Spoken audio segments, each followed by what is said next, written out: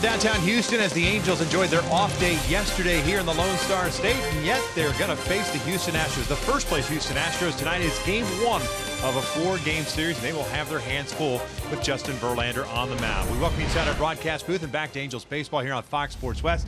Along with Mark Gubiza, I'm Victor Rojas, and Justin Verlander's had a fantastic season. As a matter of fact, the 1-2 combination of Verlander and Garrett Cole has been spectacular, but Justin, he looked like his old self the last time out on Saturday against the Angels. Yeah, Victor once again throwing a really good game against the Angels. Take a look at our Old Dominion bringing their best. Justin Verlander, his last 6 starts against the Angels, he's really been able to ride that fastball upper part of the strike zone.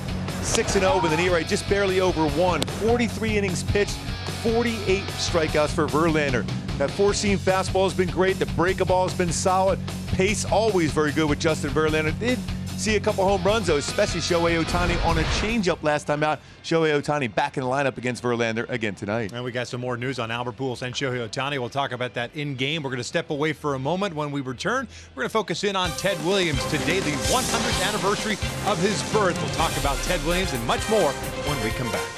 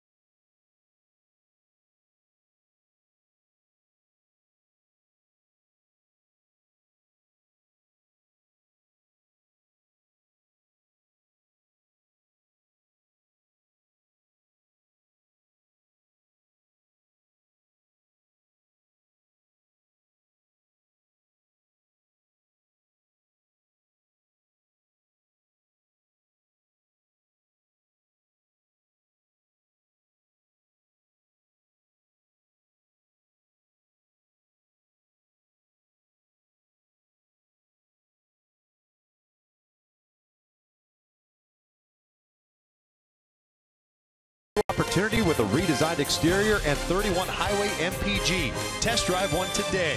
By Mercury Insurance, we're on a mission to save you money. Log on to mercuryinsurance.com to get a fast free quote and see how much you can save. And by your SoCal Mazda dealers. Welcome back out to Minute Maid Park. Game one of a 4-game set between the Angels and the Houston Astros. We mentioned going to break to Ted Williams. Today would have been 100 years old, and what a career the Hall of Famer had. Just look at the numbers: 344 career batting average, 521 home runs. That 521st hit on the very last at-bat at home at Fenway Park in his career back in 1960. 2 MVPs, 2 Triple Crowns, 18-time All-Star, and of course, the famous 406 batting average. Gooby, how did he do it with that swing? Well, when you look at what he said, take a look at our tools of trade brought to you by Ram Trucks. It was so important for Ted Williams. It was all about clearing those hips, getting those hips in that good position, clear him out of the way, and use his hands. He had such quick hands to get through the baseball with those hips opening up, brings his hands through the baseball so well, catching that baseball out in front, and also creating that launch angle. We talk a lot about launch angles, but he was one of the first really to go out there and perfect that for 521 home runs for Ted Williams. Speaking of launch angles, see if the Angels can launch him against Justin Verlander. We're just about ready for baseball here in Houston. Sit back, relax. Lineups and first pitch when we return.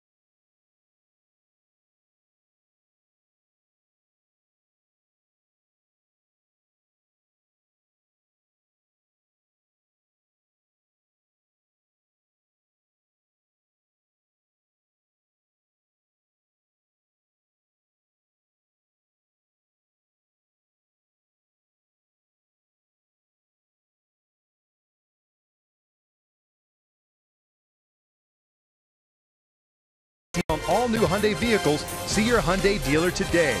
By Carl's Jr., the Western Bacon Cheeseburger is calling your name, little buddy. Pick it up. And by your Southern California Cadillac dealers. Welcome back out to Minute Maid Park, the opener of a 4-game set between the Halos and the Houston Astros. There's a number of things that we could talk about. We're going to focus in on Albert Pujols because during the off day yesterday it was announced that Albert had knee surgery and he is going to be out for the remainder of the season. Gooby, and we didn't see anything. I mean, there wasn't as if there was one particular play or situation where you thought maybe there's something wrong with Albert. He's actually had to play last week when he rolled over at first base, looked fine, so that his season comes to an end after the surgery. Yeah, you know, knowing Albert the way he is, the way he wants to go out there and compete, you know there was some significant discomfort for him to go in for surgery at this moment because he battled through so many different things throughout his whole career, especially by when he's put on that Angel uniform. The Angels activated Justin Upton, also brought up Jose Briseño since the Atlanta Braves claimed Rene Rivera, so he's now an Atlanta Brave. Let's take a look at the lineup for Mike Scioscia. Game number 134 of the season. The Angels at 64 and 69. We'll have Calhoun leading things off in right, Fletcher at second, Mike Trout at center, Justin Upton back in left field. Remember, he had the laceration on his index finger on his left hand in Arizona, but he is back in the lineup. Shohei Ohtani DHing, Andrelton Simmons at short, Francisco Garcia behind the plate, Taylor Ward at third. Caleb Cowart tonight gets a start at first base. Take a look at our SoCal Chevy starting pitcher. It's Houston Astros, I guess you could say ace. He's the veteran, 28 starts this year, and it's Justin Verlander on the mound. Yeah, we talked about in the opening how well he has thrown over his last 6 starts versus the Angels. My go-to, though, to be successful against him today here, especially at home where he's not pitched real well throughout this entire season, but you have to put yourself in position to lower that fastball in the strike zone. When he elevates, runs that four-seamer just above the strike zone, he'll get a lot of swing and miss, but bring it down, becomes a lot more hittable. You see what Andrelton Simmons, and of course you see what Shohei Ohtani is able to do. Bring that pitch down in the strike zone. If he elevates and you chase, it's going to be a long night against Verlander. Take a look at the Infinity defense for the Houston Astros. Gonzalez, Springer, Reddick in the outfield. The infield with Bregman and Correa on the left side. Altuve and Gurriel on the right side. And Martin Maldonado behind the plate. And George Springer back out in center field for the Astros. 7 outfield assists, is 1 error this season. It's his 64th game in center field. He's also played a bunch of games in right field for the Astros this season, though, but very good as far as going back on the baseball. He can make that spectacular play and a strong throwing arm, especially when he charges. This Astros team has committed just 54 errors on the year, so they will certainly catch the ball. They can certainly pitch it. We saw it over the last weekend when the Astros came to the Big A and swept the Halos. The Angels have one more visit here. It'll be the second to last weekend of the season. A 3-game series against Houston. Cole ready to go, as is Verlander. Angels out on the road this year, 5 games under 500 at 30 and 35. They're 2 games under within the division. Angels at 24 and 26. Verlander's first one tonight. Fouled back. Cole, we've seen that from him here of late, jumping on first pitch fastballs. And that was a good fastball to drive the other way, too. In this ballpark, it was a lower part of the strike zone. What we said the hitters are going to try to do against Verlander this evening. Cole hitting .225, 17 home runs and 51 runs batted in.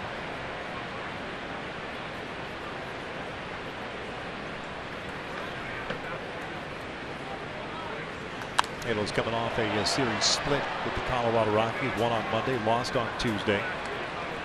Flew overnight to Houston Tuesday night. Catching up on their sleep yesterday during that off day.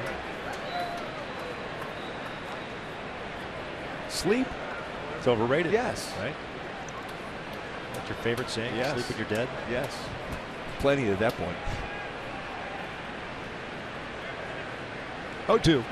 Cole skies one foul. This one on the first base side near the rafters. And it'll go out of play. 3 straight fastballs.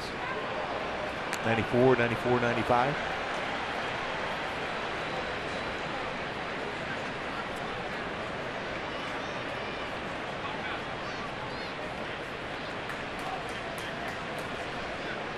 Verlander, that start out Saturday in 6 innings, gave up 3 runs, allowed 2 walks, striking out 6, picking up his win.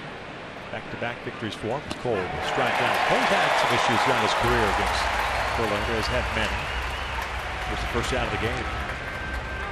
And it's 3 now for 35 in his career against Verlander for Cole Calhoun. That's his 20th strikeout against him also.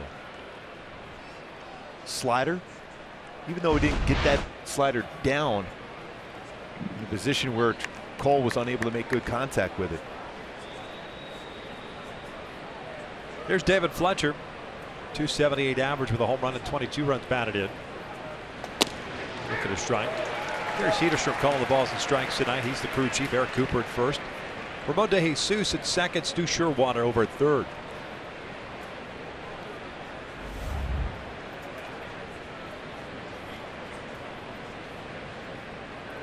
Outfield straight around. Not a whole lot of shifting going on with Fletcher at the plate. Breaking ball, and that's hit over to Bregman. Catches it in the air. 2 down. On a breaking ball and hit it off the end of the bat. Talked about that real good defense for the Astros, and Alex Bregman's been very good at third base. Even though he has a few errors this season, he covers a lot more ground than most third basemen will. Nobody on for Trout. Back at 311. 31 home runs and 62 runs batted in. 0 for 3 on Tuesday night's game. The Angels had 6 hits against Colorado. This was fouled back. I was facing a left-hander, Freeland. Let's take a look at our Hyundai key for this game today for the Angels to be successful against the Astros and Justin Verlander. A little Bruce Springsteen, little glory days. We're talking so many outstanding players in this game, and going back even with Ted Williams, Mike Trout, a couple home runs in his career versus Verlander. Slow breaking ball drops in there. Also a couple hits the last time out when they face each other. First time he has gotten base hits against him. The other 2 hits were home runs against Verlander. 2 quick outs. Upton's on deck. 0-2 to Trout. Outside. One underlying story, if you will. We'll see if it evolves at all here during this weekend series. Is The whole back and forth with the bean balls that happened to occur last weekend. I don't imagine there'll be any carryover, but you never know. That's off the plate. 2 balls, 2 strikes.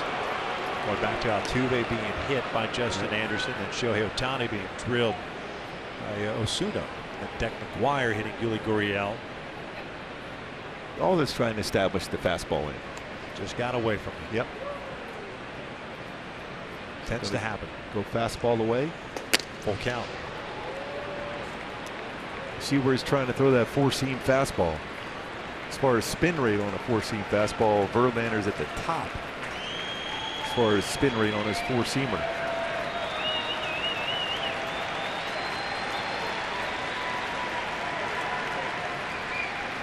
Here's the 3-2. Breaking ball and draws the walk. That was a pretty good pitch. Yeah. Verlander wanted it. Trout almost thought it might have been a strike. Correa, Altuve, everybody else walking toward the dugout. Trout's reputation of a great eye. That's a pretty tough take too when you think about it. Watch Martin Maldonado take it downward though. Yep. That's one of those, if you anticipate that breaking ball and just catch it out in front a little bit more so. Yeah. Present it, if you will. Trout, of course, draw the walk. 2-out variety. And here's Justin Upton. He had a stolen base against Verlander earlier in the season. Just that high fastball. Justin activated off the disabled list today. Replaces Pujols in the lineup, or I should say on the roster. You're saying to take it over for Rivera. Former teammates with the Tigers.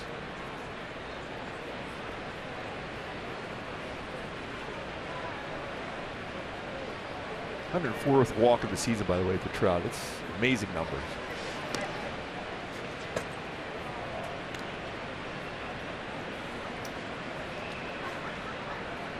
Easily leading the world. Jose Ramirez next. 86 at the start of the day. 0-1. But an overthrown fastball looked like. Yeah, I mentioned earlier even go-tos as far as Verlander not as good, especially one loss record at home, 2-6. It's compared to 11-2 on the road. ERA 3.13 here at Minute Maid Park. His 8th start since the All-Star break. Just been all right, 4-3, a 4.26 ERA. He and his teammate Garrett Cole 1-2 as far as strikeouts are concerned. What a season Garrett Cole has had. I think he almost nobody talks about him as far as a potential Cy Young candidate. Season for Sale is having. There's a lot of guys having a good season. And we talked about the two of them earlier in the year, even last time in, how much I think Garrett Cole's learned from watching Verlander pitch, especially with his fastball. In that demeanor of you want to be in that game late. That's how you end up picking up those extra strikeouts. You're in that 7th and 8th and 9th inning.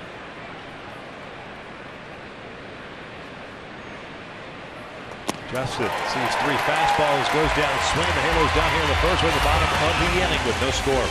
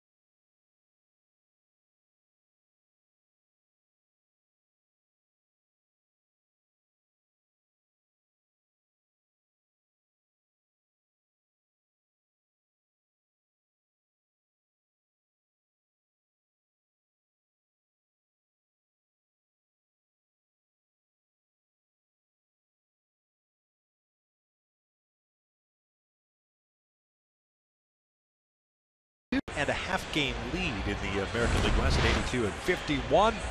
And Springer will lead things off. He's in center field. Bregman's at third. Jose Altuve at second. Carlos Correa, the shortstop. Tyler White has been on fire since the All-Star break. He's at DH.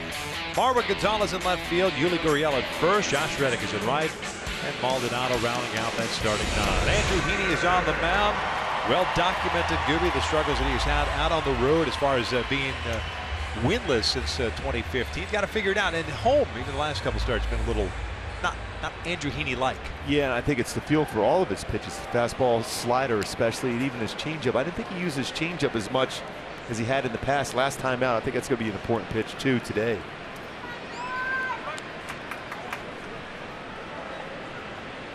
First one is in there for a strike. First pitch brought to you by Capistrano Toyota.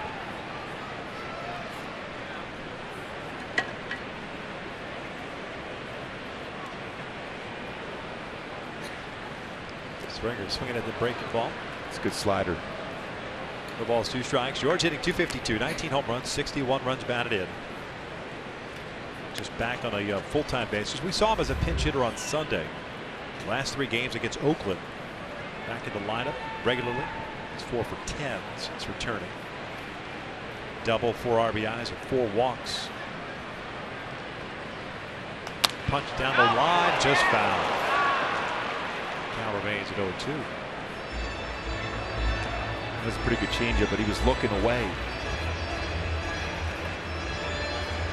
Astros just walked off on the Oakland A's yesterday afternoon.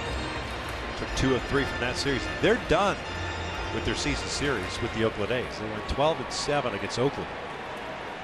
So the A's are going to need some help from different teams. A.J. Hinch, skipper, today rewarded with a 4-year contract extension. Press conference before the game. Springer cues this one out to shallow center field. You talk about perfect placement. 56, maybe a 58-degree wedge. Yeah, you can't place that any better than that. My go-tos, though, for Andrew to be successful here this evening, we saw a couple pretty good pitches already, is consistent slider mechanics. When he gets around the slider, that's where it gets flattened out over the middle part of the strike zone. But when he's on top of it, down and away, down and in, very good spot. And run that fastball on the hands of these Astros hitters. They'd love to get their arms extended. Get it right on the hands and see if you can jam them. Just like that flow flare into the outfield too, but you just got to keep pitching inside and using that slider, but stay on top of the baseball.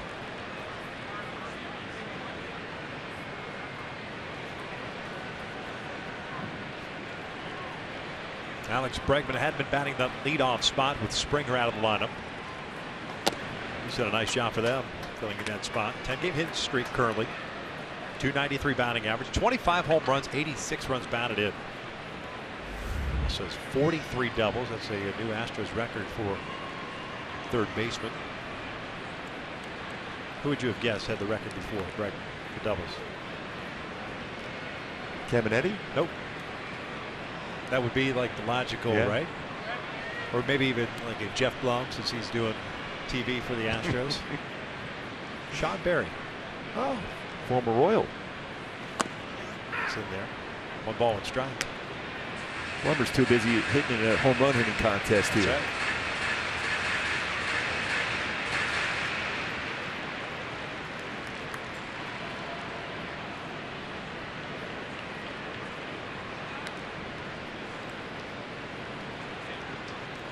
Sean Barry had a solid career here with the Astros.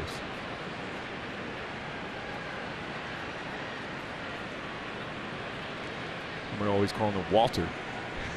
Walter Barry.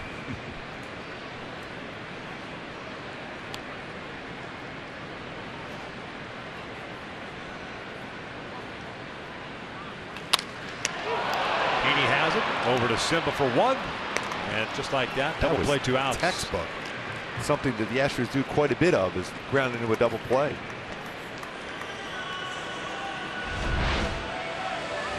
And Andrew's always landing in very good fielding positions. Released the baseball, squared up right away.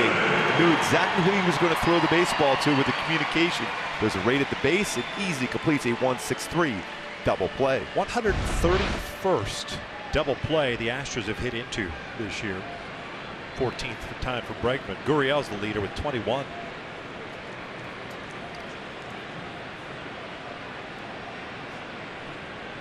Altuve hitting .327. 391 on base percentage.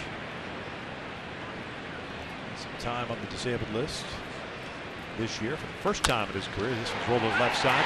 Ricochets off of Ward and Simmons. Altuve's going to try to go to second base and throw by Simba. Quick tag, got him. That was all about the tag. They'll probably take a look at it. But what a quick throw and tag by Fletcher from Andrelton Simmons. Hustling after the baseball.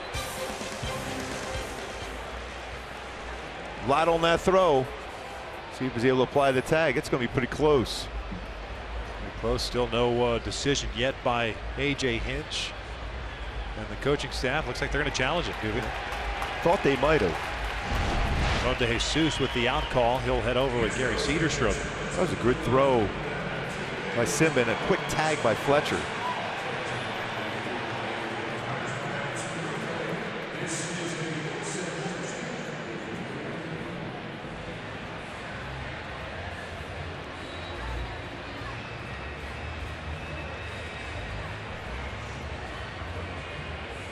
Ball ricocheting off both Taylor Ward and Andrelton Simmons.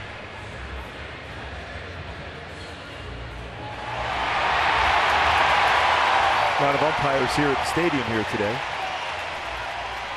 Showing the replay here at Minute Maid Park.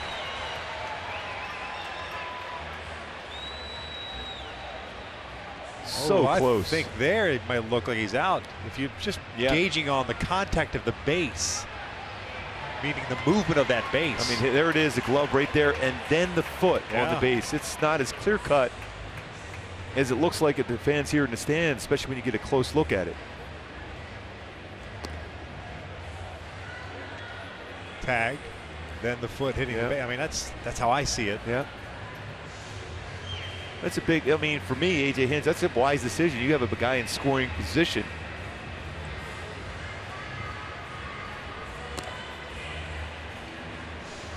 And that's one thing about A.J. Hinch. He said he's not afraid to use that challenge even in the first inning because you might not get a chance to use it later in the game. Now it's safe.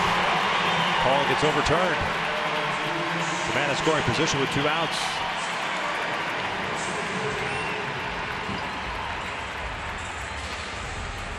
Credit Jose Altuve for running hard and challenging that play. There's a quick tag by David Fletcher. Real good throw from Andrelton Simmons. With a hustle into the outfield off of his glove and Taylor Ward. Well, it's got to be a double then, right? Yes. They originally called it a single. So Correa bats with the man in scoring position. He'll take downstairs.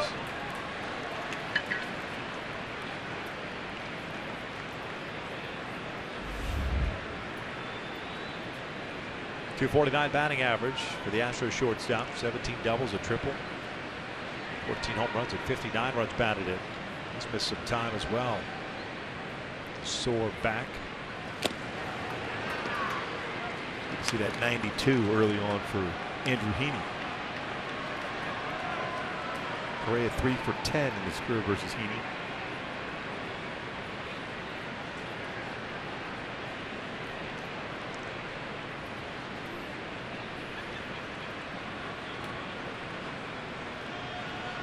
One. 1-2. Another good fastball. This is an important inning for Heaney and the Angels. Thought he was through the inning with a perfect relay in there from Simmons.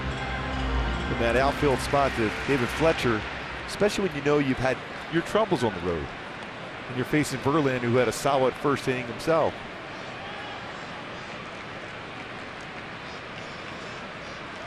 Ground ball, nice pitch in on the hands. Caleb broke to his right, able to get back to first base. Nothing happening for the Stros here in the first. We're off to the second with no score.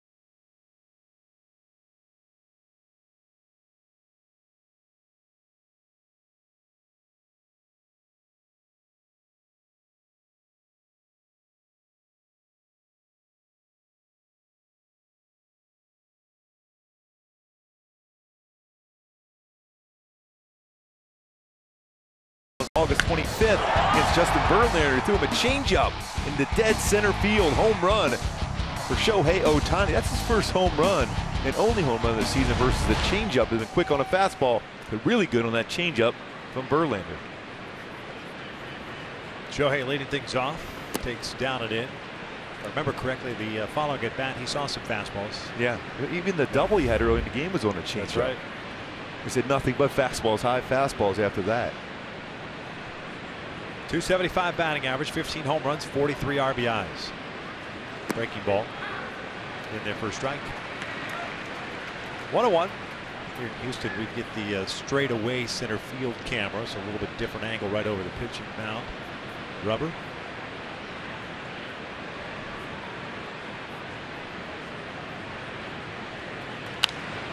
Try to sit back a little bit, shoot it the other way. It's always interesting when you have Maldonado catching and Shohei hitting there. They were really, really good friends from the get-go in spring training. We're with us during the pregame show. Shohei Ohtani get the start on Sunday night here with the Astros. Garrett Cole will oppose him.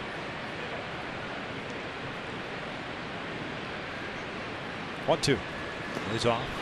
Probably around that 60 to 70 pitch limit.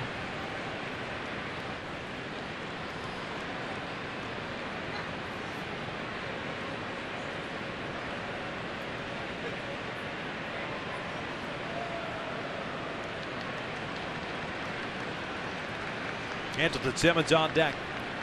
2-2 from Verlander. Pull this one to the right side. Altuve to the backhand hazard. Gets out close to first. Sorry, hustling down the line. Still retired for the first out. Well, that baseball was hit hard. That shows you how much speed Shohei Ohtani has going down the line. That ball's hit right on the nose. And Altuve with three infielders on that right side is able to get to that baseball. Gets up quickly, but Shohei real close. Beating that one out, thrown out by about a half a step. Solid play by the Gold Glover. Jose Altuve at second.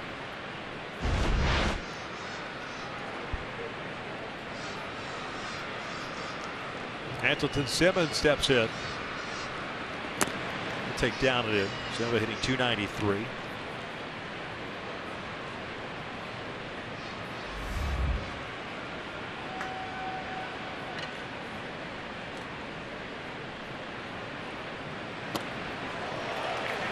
That pitch is kind of giving him trouble. Just kind of out front a little bit. Hasn't quite had the timing this month that he had earlier this year.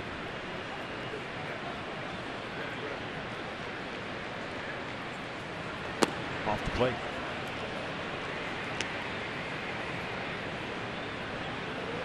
Just watch it from this angle right here. You know, his timing mechanism, that's 2 toe taps for Simba.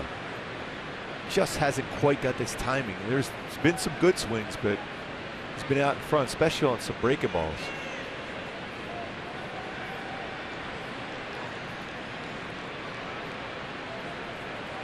Just 4 for 22 in his career versus Verlander. But it's kind of odd that would be the case because Verlander throws a lot of four-seam fastballs upstairs, and Andrelton Simmons really hits that fastball upper part of the strike zone well.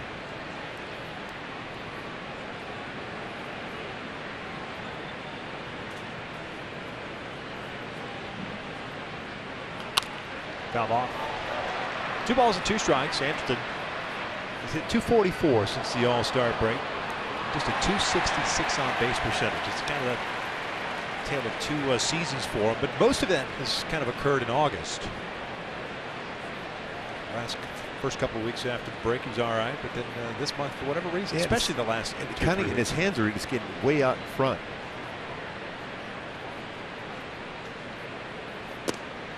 When you look at the numbers versus Verlander for fastballs as compared to his secondary pitchers, batting average, he's given up 17 home runs versus fastball, 230 batting average, just 184 versus his secondary pitches, 10 home runs. So when he's missed, especially in the lower part of his strike zone with his fastball, that's the pitch you can drive a long way.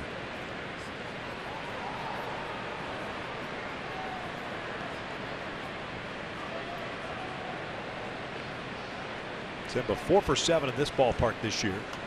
It's underneath this one.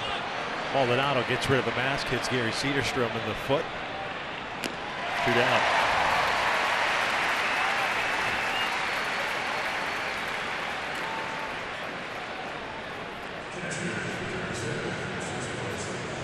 Cederstrom giving Maldonado a little grief.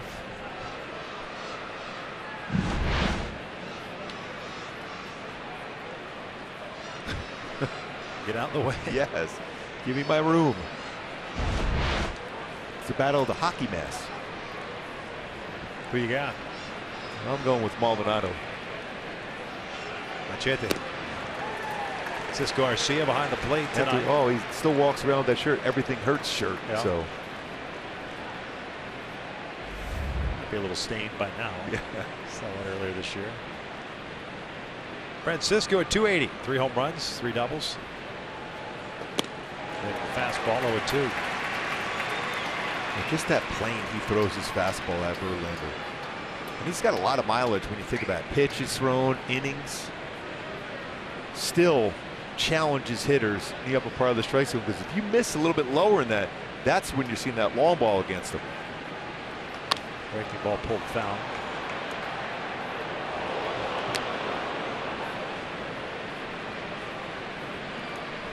Verlander, we mentioned, 35 years of age. First round pick back in 04 by the Tigers at Old Dominion. Wasn't that our sponsor? Yes. Bringing his best. Is our sponsor? Yes.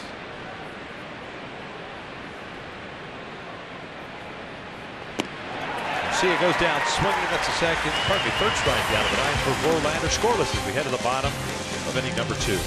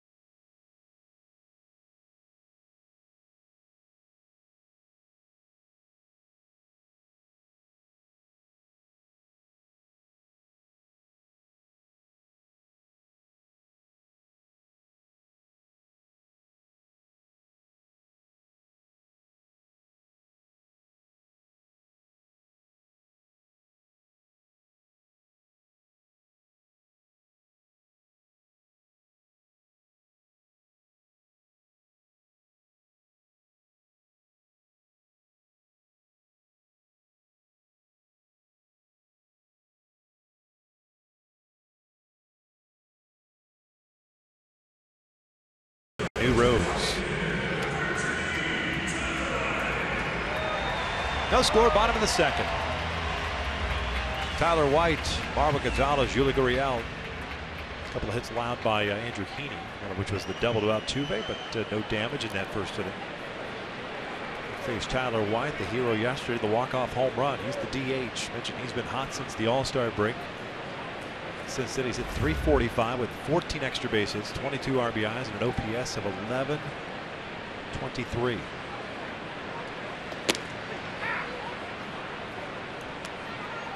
He's getting some calls in that outside part of the plate. You got to stay there all day, force the hitters to go after that. Then you can run that fastball in like you did to Carlos Correa to finish off that last inning. Especially with this lineup and what they've been able to accomplish against left-handed pitching this year. 1 ball, 1 strike. Astros, for whatever reason, haven't hit well at home this year as a team. I mean, just a .246 batting average, 13th in the American League.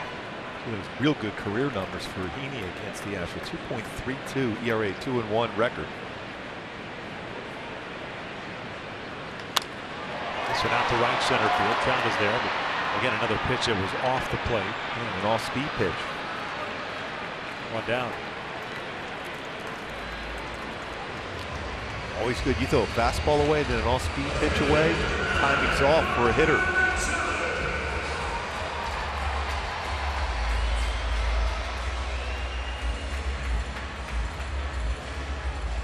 Marwin Gonzalez back out at left field. He's had a nice month of August. He's hit 300, 330 to be exact. Perhaps turning his season around. He's a free agent to beat. 21 doubles, 3 triples, 14 home runs. Take a slow breaking ball for a strike.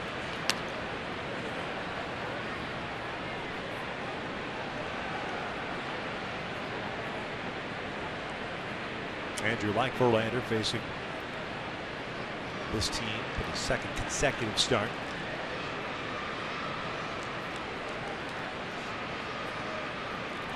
Last 2 starts combined at Texas against the Rangers and then at home against the Astros. 11 runs, 18 hits, and 11 1/3 innings.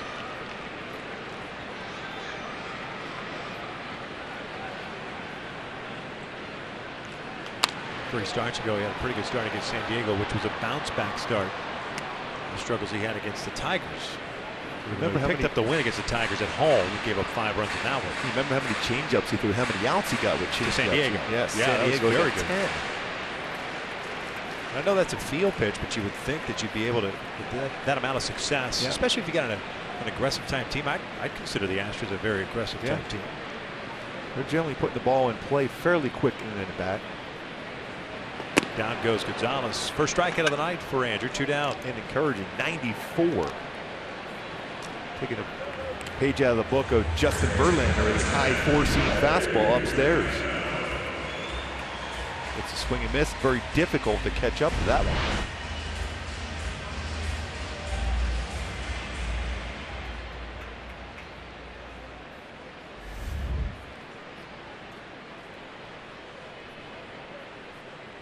Yuli Gurriel, the first baseman. He is generally swinging first pitch. Native of Cuba. The old adage with the Latin players from the islands. You can't walk your way off the island. You got to swing your way off.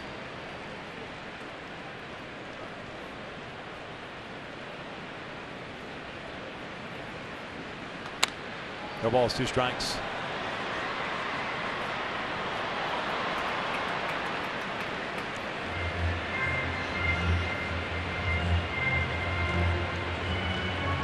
Ten games on the docket throughout Major League Baseball on this Thursday night. A couple of finals already. 3 games starting later on the West Coast as Gurriel hits one. Over to Taylor Ward in foul territory. And moving over, makes the catch. A 1-2-3 second inning for Andrew Heaney. We'll head to the 3rd with no score.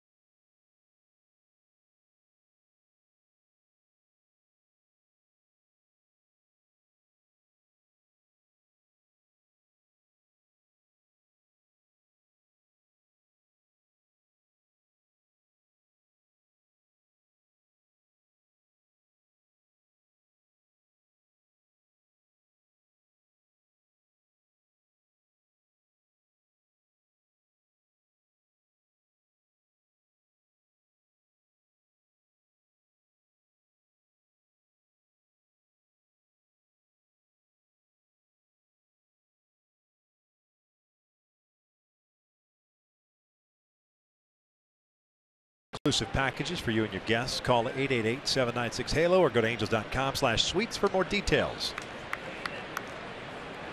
8-9-1 for the Angels here against Justin Verlander, who's picked up 3 strikeouts. He's issued 1 walk. Missed a Trout in the first.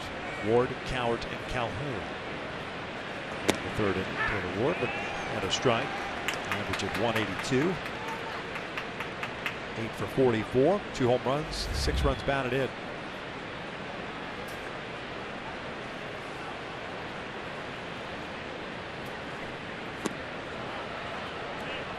He missed a couple times with his curveball, though twice now.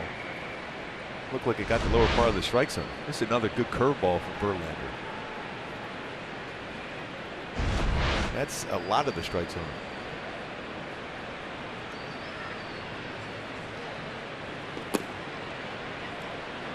Two-one count. Good patience there for Taylor Ward.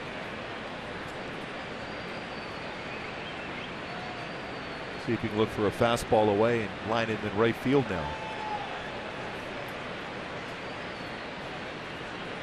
Breaking ball, line to left. Long run over from Marwin Gonzalez. Taylor Ward is taking his time getting to second. He's going to enjoy that second double of his career.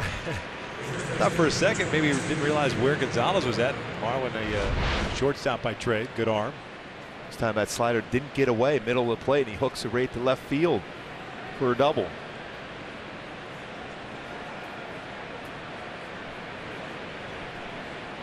He knew it all the way. First hit of the night for the Angels. Caleb Cowart will come up. He's the first baseman. This is one of those times you got to try to manufacture this run any way you can against Verlander. You get a mistake, drive it, but you're going to try at the very least hit something to the right side of the infield.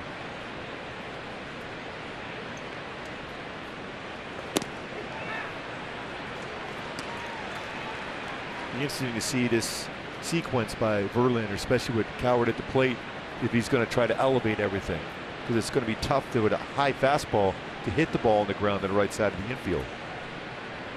7 of 9 first pitch strikes so far in the game for Verlander. No balls, 2 strikes out right over the heart of the plate. Caleb hitting 145, 5 doubles, 2 runs batted in.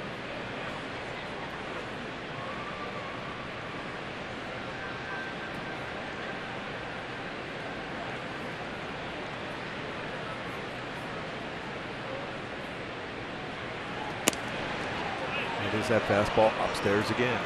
I think the pitch before was by design to be the same thing, but it was ended up being in the middle of the plate.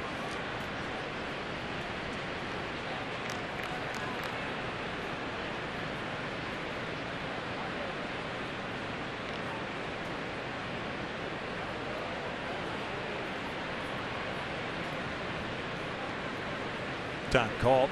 This is what makes Verlander special, because he knows what a hitter's trying to do. As a hitter, you're trying to hit something, at the very least on the ground on the right side of the infield. He's trying to go away from that strength by going upstairs with a fastball. More difficult to do that. Not leaving up the count. Wrapping that one up to 96. Imagine he's going to drop one of those sliders in at some point. Hopefully he'll get part of the plate where Caleb can get the barrel of the bat on it.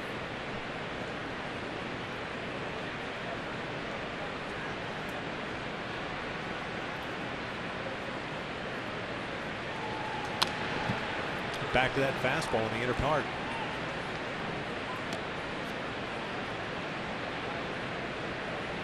Top of the order, Calhoun on deck. No score, we're in the third. Just getting their first hit.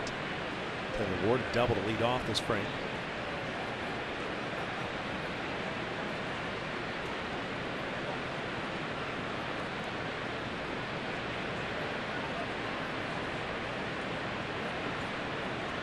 Long look hit for Verlander. We've closed here at Minute Maid. Another hot day in Houston. It's a good bat worker now for Caleb. Hasn't chased any of those fastballs out of the strike zone, which is easy to do, especially after you take those first 2, especially that second one. You're thinking, oh my gosh, don't mess up this at bat, at least move the runner over. He's got it to a full count now.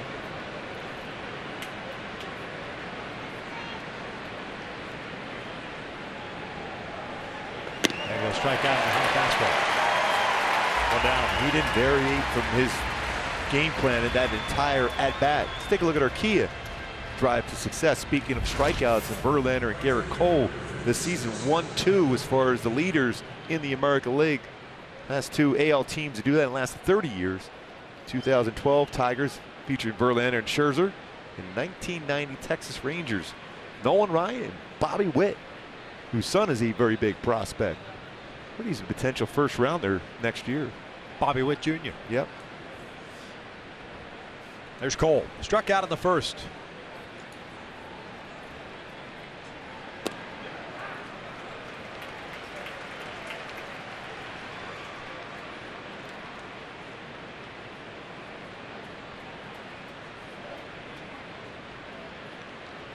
You know those games where Verlander's got it going and the tempo picks up for him because he's got all of his pitches working.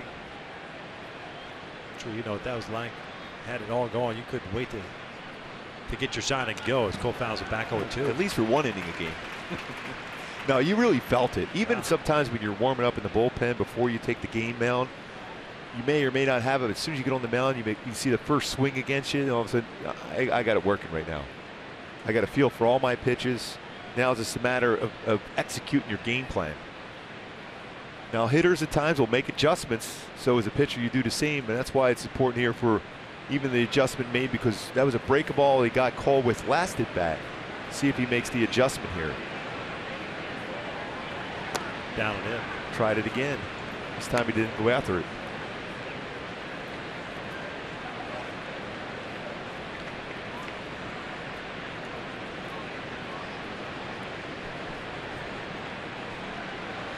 Verlander, a Hall of Famer to be. I mean, I would imagine with his numbers that he's put up already this year, or his career. 7-time All-Star, Cy Young MVP season in 2011. Over 200 career wins now.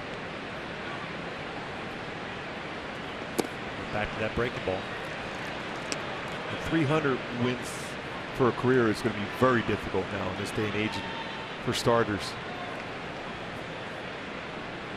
You'll get many opportunities to get in there deep in the game, and that's where a lot of those extra wins are going to add up for you as a starting pitcher.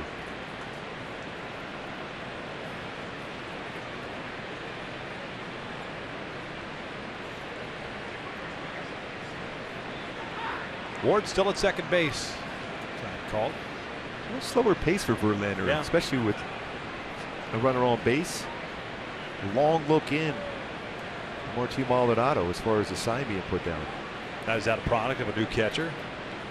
I think they worked enough, I would think, at this point together. Yeah, another step off, now a conversation. Well, we saw a lot of conversations with Maldonado when he was with the Angels for his time. So what he may think should be the game plan versus what the pitcher feels and wants to do at that point. It certainly can differ throughout a game. And then there's times where everybody is thinking. It just doesn't matter what you put down, and just go with it. Well, the one thing for Maldonado when he's with the Angels, a lot of younger pitchers. Right. Now you're dealing with a veteran and knows exactly what he wants to try to do. Even though you can have your feel for what sign you want to put down, Verlander is going to have that final decision as a veteran, especially. Foul back.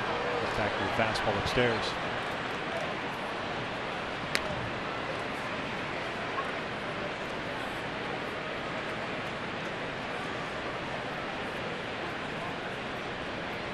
Halos with 1 hit, the Astros with 2. One of those West Coast games later tonight. Seattle at Oakland. Seattle starting the day 5.5 back. There's some real big games throughout all Major League Baseball tonight. Cole hits one out to center. Springer moving over. Makes the catch. Ward will tag ahead to third. 2 outs now. After David Fletcher to get the Angels on the board. Hit pretty well by Cole on a breaking ball.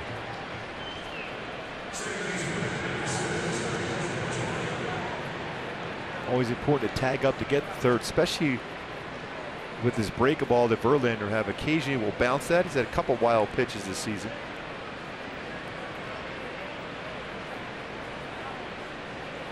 90 feet away, that's where Ward is at. Fletcher lined out to Bregman. His first inning at bat. 0 for 1. That crowd still flowing in here on this Thursday night. School's in session now in Texas.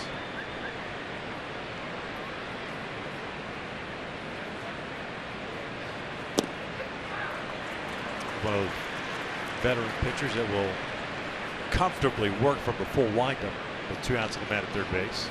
And it's a quick little look over to third.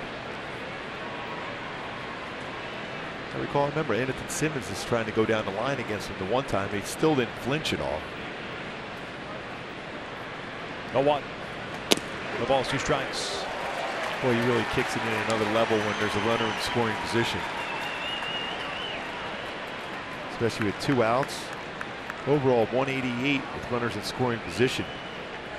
50 pitches so far.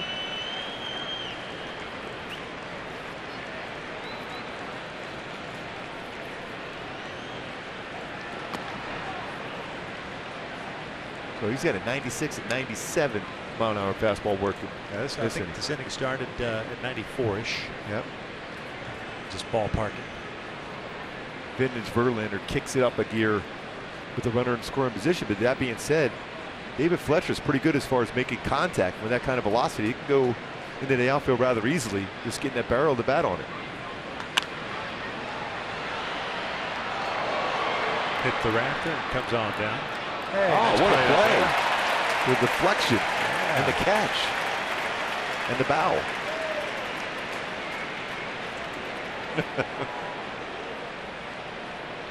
That's keeping your eye on the baseball, waiting for the deflection.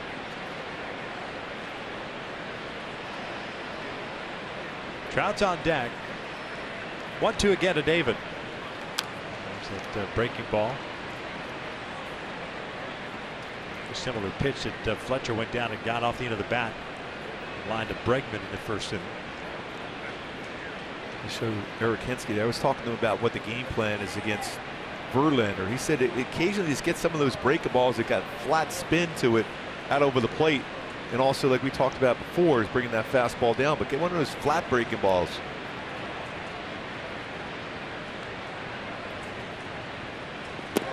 Breaking ball down goes Fletcher. The Angels are with a man in scoring position. We'll head to the bottom of the third. We're scoreless. When we return, we'll talk a little bit about the splendid splinter.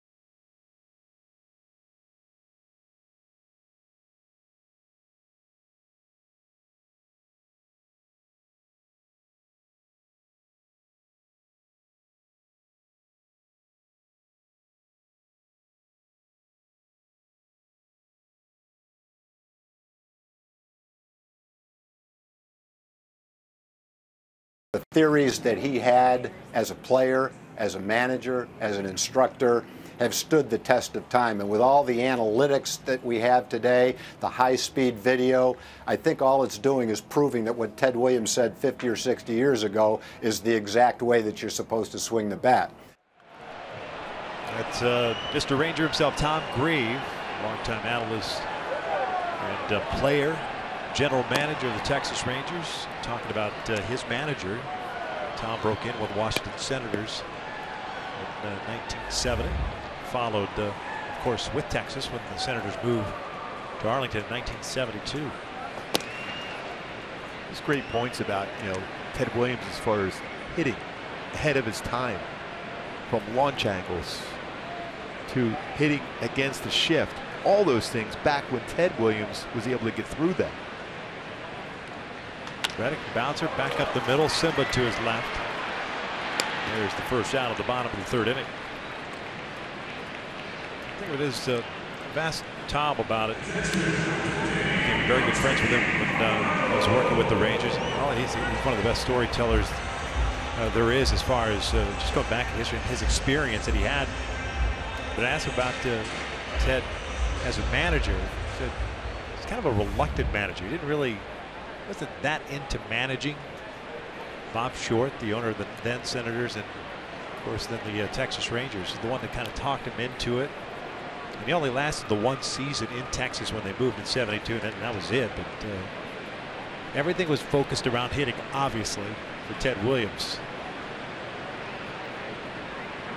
Boy, sometimes a hitter that gifted as Ted Williams was, it's sometimes difficult to understand how a hitter in your team itself can't be as consistent as he was.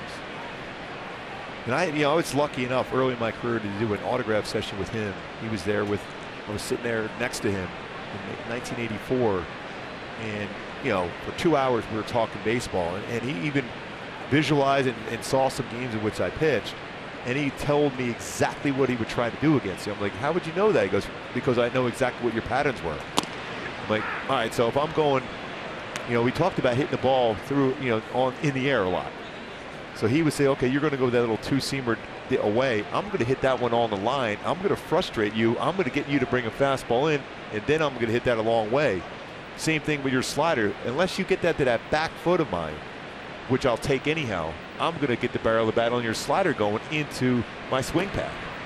And I'm going to lift that slider in the air. So I said, should I retire right now?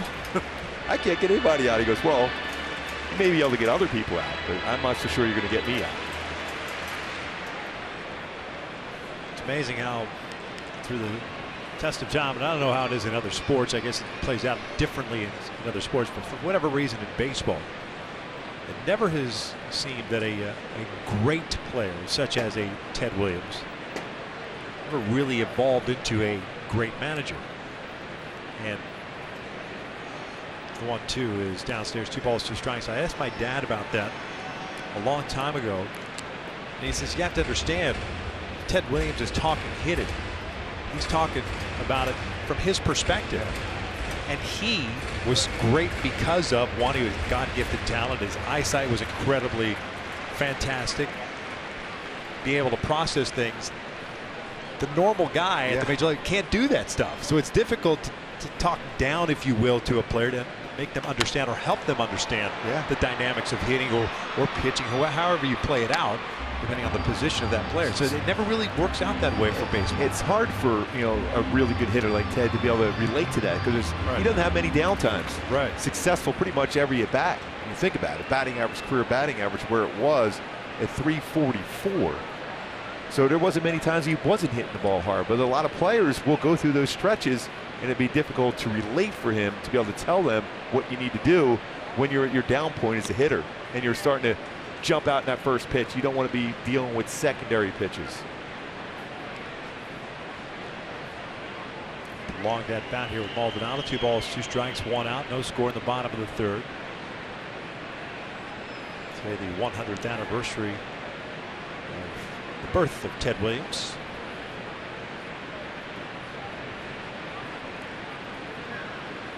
This is past the diving Kevin Connor going the other way. Maldonado's on board with 1 out.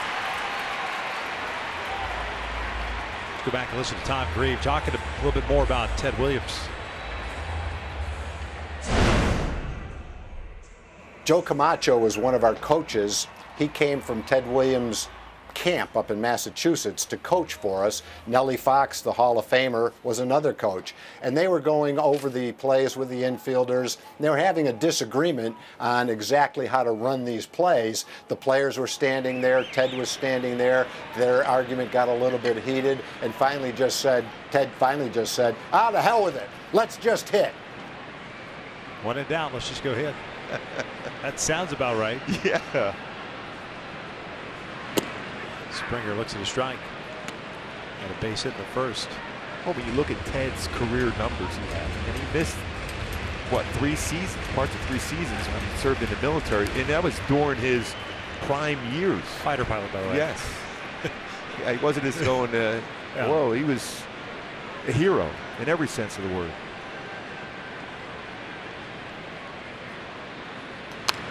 No balls, 2 strikes.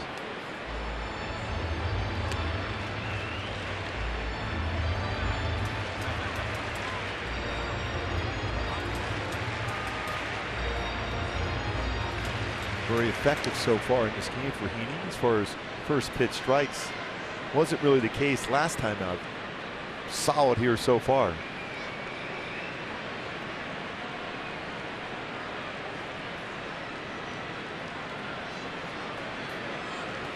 One ball, 2 strikes. Base hit by Maldonado, the third allowed by Heaney. It's almost the exact same spot he was able to get Marwin Gonzalez to chase up above the strike zone at 94. This time Springer didn't go after it.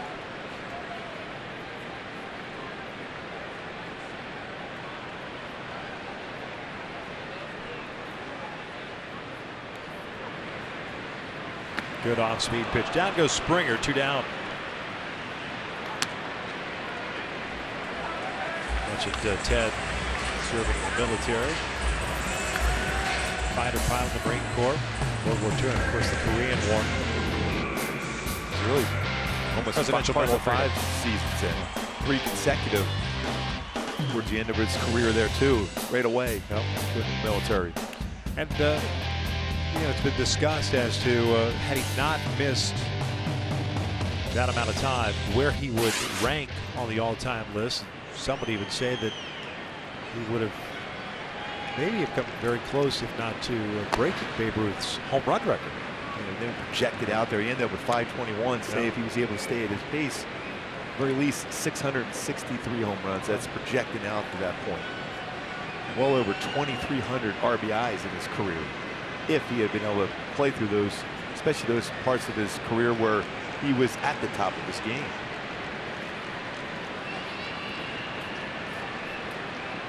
Well, no count on Bregman. Double play. Into a double play in his first at bat. Coward goes into foul territory here. I think he's got a play on it. And that 1-out single stranded at first base. 3 complete here in Houston. We're still scoreless.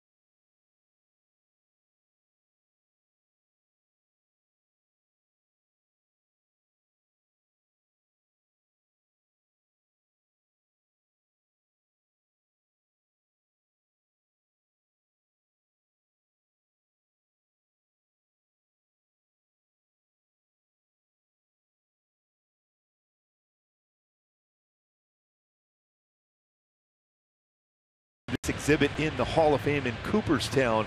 Ted Williams, his hot zone. Actually, a lot of the strike zone and a little bit below it too, in a way, part of that hot zone and what numbers he was able to put up. And Mike Trout, take a look at our Subway League leaders as far as on-base percentage comparison between the splendid Splinter and Mike Trout. 460 this season, leads Major League Baseball. That season, which had that magical numbers, Ted Williams, 553 on-base percentage. Third best in Major League history. Barry Bonds with the top 2 as far as on-base percentage. That's a pretty good season, over 400 batting average. Yep.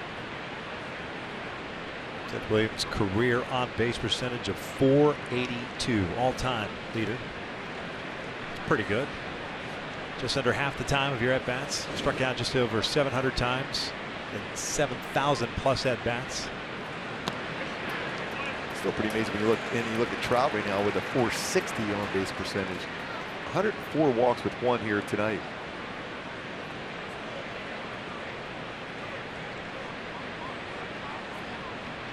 Trout up to an Ohtani here in the Angels' half of the 4th.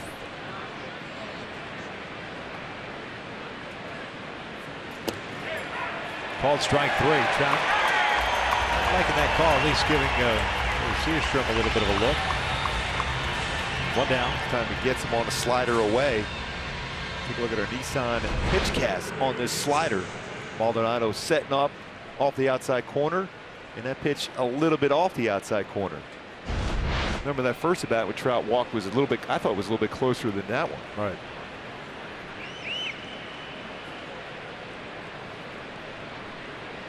Upton struck out in the 1st. Takes a strike. 6 strikeouts already for Verlander. 1 out here in the 4th. 1 walk. 1 hit allowed. That was a double to Taylor Ward leading off the 3rd.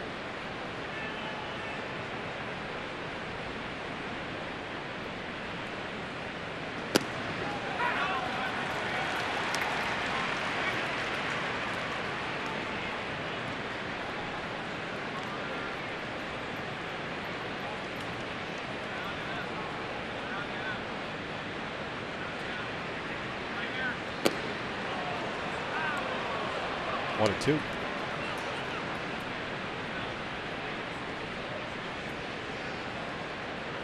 They missed by a whole lot. Now as a hitter and Justin Upton is trying to get his timing together, coming back from a 10-day DL. Probably going to have to deal with a high fastball now. 1-2. 1 away. 2 balls, 2 strikes.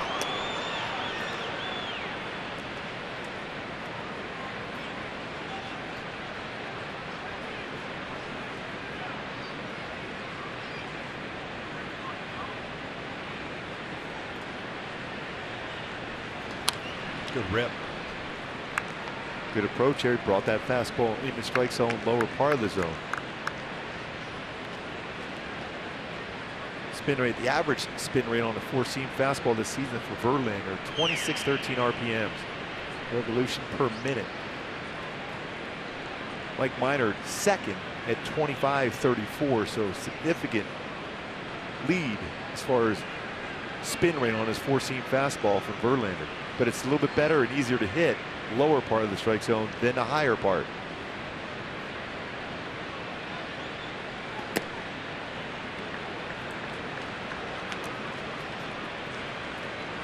And we're talking about fastballs and the spin rate, more of the illusion of a rising fastball. Doesn't necessarily rise, but from the hitter's perspective, that's what it appears as. Talk about life on a fastball or late life. That's the correlation between the spin rate. As you're speaking, that's exactly what that pitch was. 97-mile-an-hour fastball. And it looks as if, as a hitter, as it gets closer to the plate, it is rising. Although, when you talk to somebody that is into the physics world, they said it's impossible for that to do that, but it gives that illusion that it does. Here's Shohei. He grounded out, leading off the 2nd. Another one of those sliders, a little bit off the plate again. Called a strike. I thought he might go break a ball because I think Shohei was sitting first pitch fastball against Verlander. Lifted down the left field line. Into the seats. Don't take much to poke one out to the coffin boxes in left field. 315 down the left field line. And as much as we talk about Ted Williams had those great hands. You look at Shohei Ohtani. He's got those quick hands. Even that baseball, and allowing the baseball to get a little bit deeper, he can hit that ball very well to left field. We've seen that as far as left center field, as far as home run approach for Ohtani this season. No balls, 2 strikes, and Shohei backing out.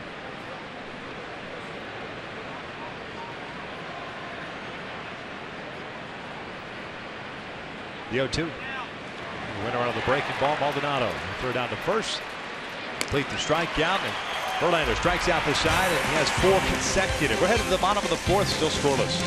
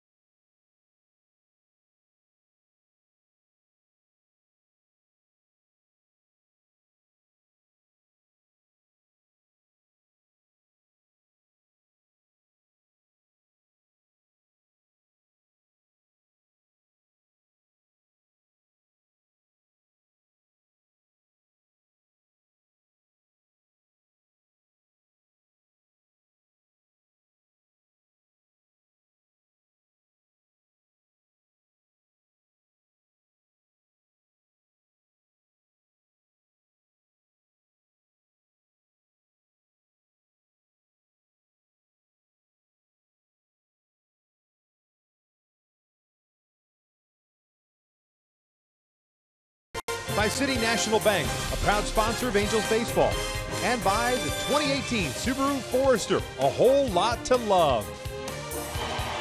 It's a beautiful night here in Houston. Had some rain earlier this morning, but otherwise typical hot and muggy this time of year.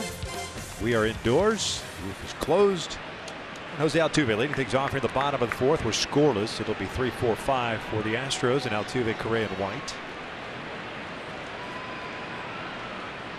Altuve with a double in the first inning. Hustle double, if you will. It trickled off the glove of both Taylor Ward and Andrelton Simmons. His 27th double of the year.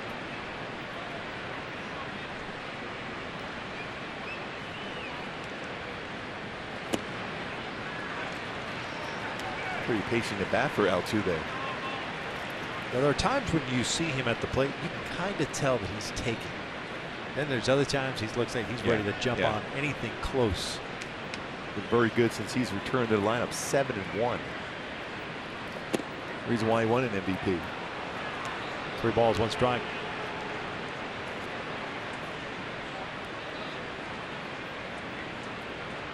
It's coming back 324 for Altuve.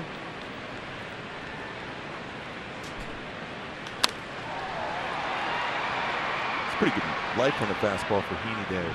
Outside part of the plate, 93.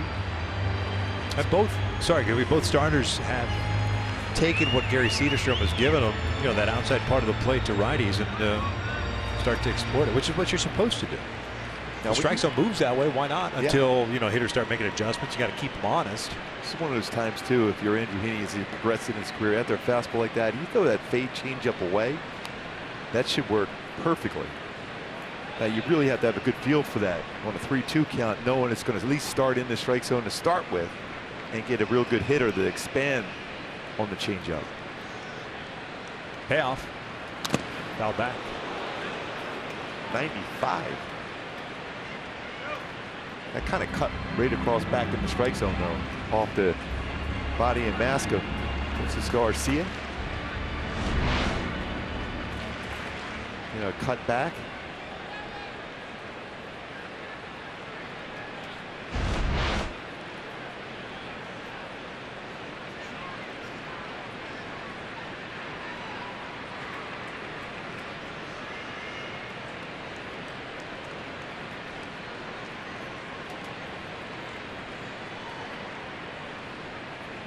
Another 3-2 lined out toward left field. Justin Upton will have it fall in front of him toward the end of the bat. 2-hit night for Altuve. He's on board to lead things off for Correa. That's his 107th single this season for Altuve. Pretty good breaking ball. We're down, he was out in front. With the speed of the pitch, especially after dealing with some pretty good fastballs, but still was able to get that and hook that into the outfield for a single.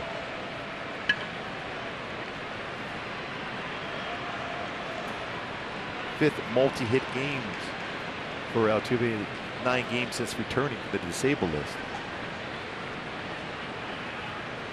Correa grounded out to end the first. He ran a nice fastball in on his hands. Jammed him. That was just below the strike zone. 1 ball, no strikes.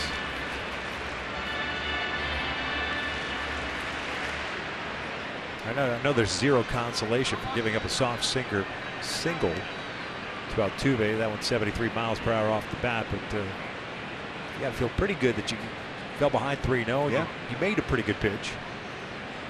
From a confidence standpoint, as Correa bounced this one to short. We're talking about the double plays that these guys have hit into this year. There's the second one tonight, 2 down. 14th turn behind Andrew Heaney this season. Let's take a look at We Make It Easy, brought to you by SoCal Toyota. Rated Anderson Simmons, David Fletcher, 6-4-3 double play. That's the 95th double play turn by Anderson Simmons, 22nd by David Fletcher. 15th time Correa's hit into one. Bases clear. And it is Tyler White at the plate. He lifted one out to center field, leading off the second. He's 0 for 1.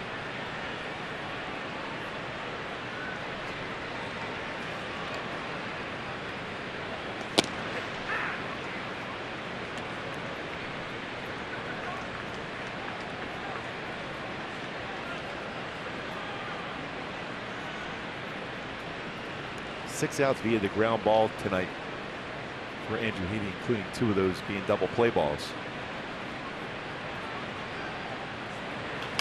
Through the hole in the left side, it's Tyler White.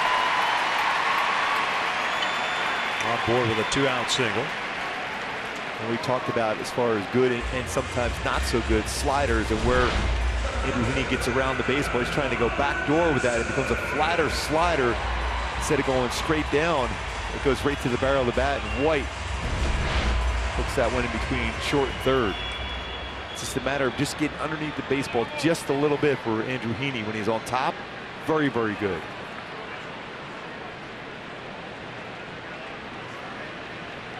That's one of those sliders I was talking about when I had that conversation with Ted Williams. That's the one I would look for from you.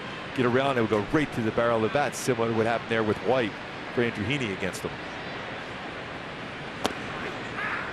Good fastball in for a strike. Gonzalez struck out in the second. 2 strikeouts for Andrew tonight. No walks. 5 hits allowed now. Angels at 1. Taylor Ward a double.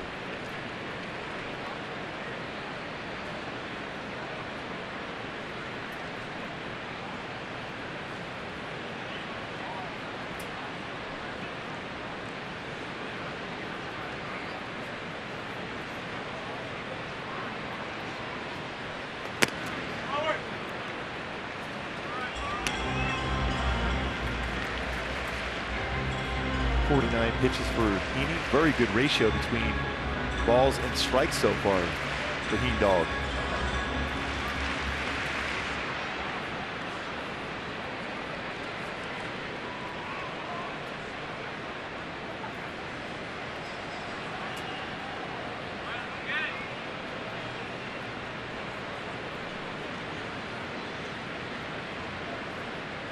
One. Is that high fastball? That's the one that Gonzalez struck out on. second inning at bat. So hard to lift that baseball as a hitter. That's why you're seeing more and more pitchers go away from that two-seam fastball, at least for the time being, and go with a four-seam fastball upstairs.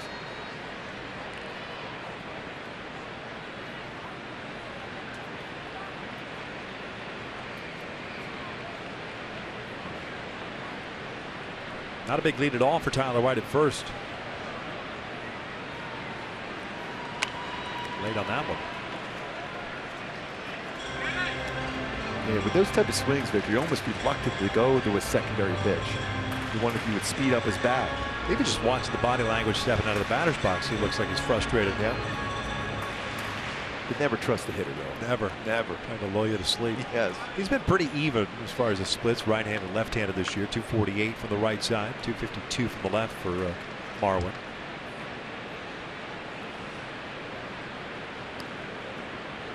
And if you're going to throw a slider or a changeup, you want to make sure it's out of the strike zone. You don't have to hit the strike zone here because he's geared up to try to catch up to a fastball. So in essence, don't speed up his bat. No.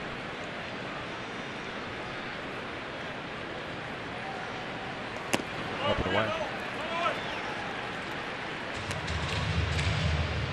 2 balls, 2 strikes.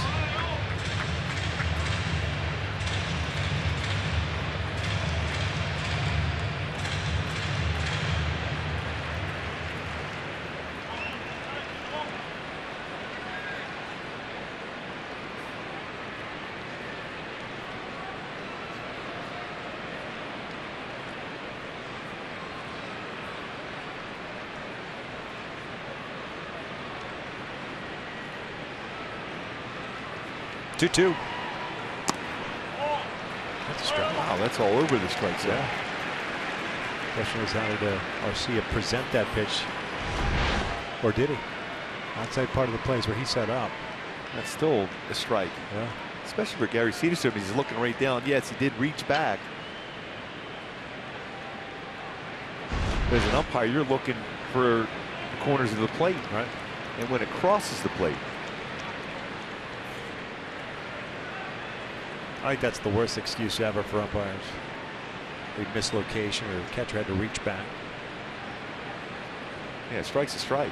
White takes off 3-2, fouled off. One would think a strike is a strike. It's supposed to be. It doesn't matter if, sometimes the baseball will move a little bit differently. He was trying to throw a fastball there. Andrew was that pitch before on the outside corner. It cut back a little bit, but it got a lot of the plate. So as a home plate umpire, you see that cutting across the front of the plate. It makes it easier to call this strike.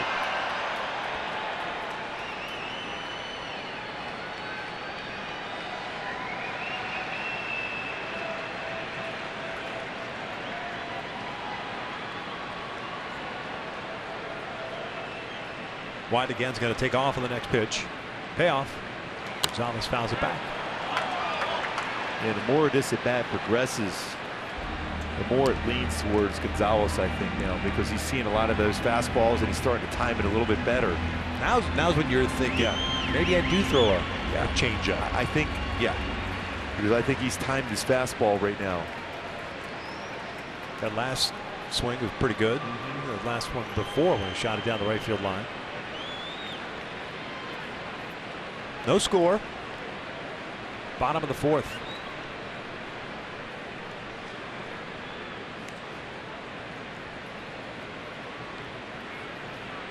Both starters very deliberate tonight.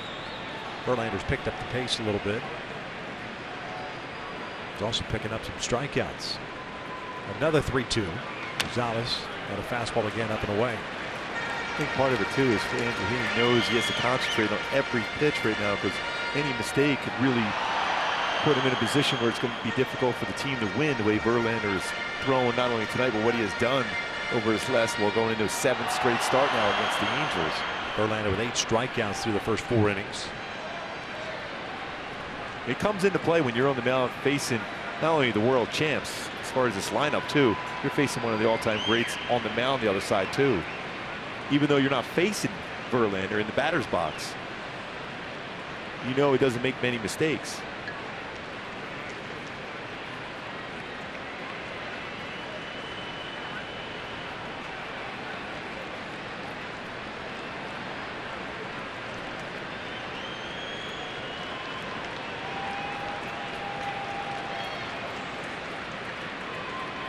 try this one more time. There's that off-speed pitch. See how he was out in front on it.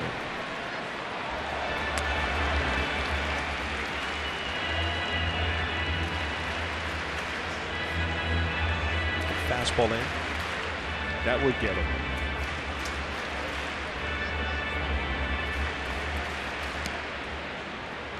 Real cat and mouse if the pitcher hitter.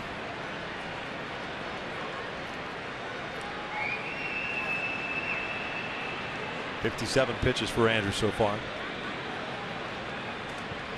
Tyler White getting a nice workout between first and second. He'll take off once again. Tried to go back inside. That's one of those conversations. I was a catcher. He goes, I tried everything here. What do you think? Well, I'm trying to think of maybe to say, hey, listen, there's enough pitches in this and that. Just make it out. You can hit it hard, but hit it at somebody. I remember many times the catcher come out, what do you want to do? I go, I don't want to throw any more pitches. I want to get it out here. Just hit him, move on to the next guy. Conserve energy, right? Save pitches. Yuli Gurriel's on deck. It's the 12th pitch of the at-bat, if I'm not mistaken. And a foul. Not quite Brandon Belt-like against Berea early in the season. Nothing was like that. No.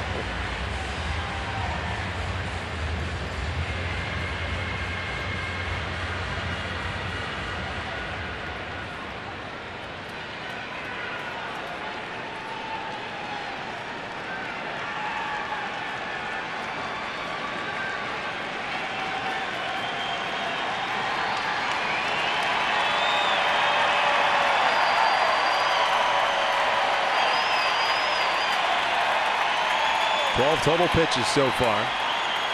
And a lot of fastballs. Just one breakable.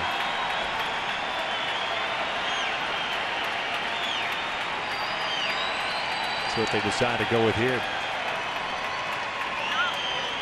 Breaking ball locked him up. A perfect pitch. Gonzalez agrees as he walks back toward the dugout. We're through 4. It's still scoreless.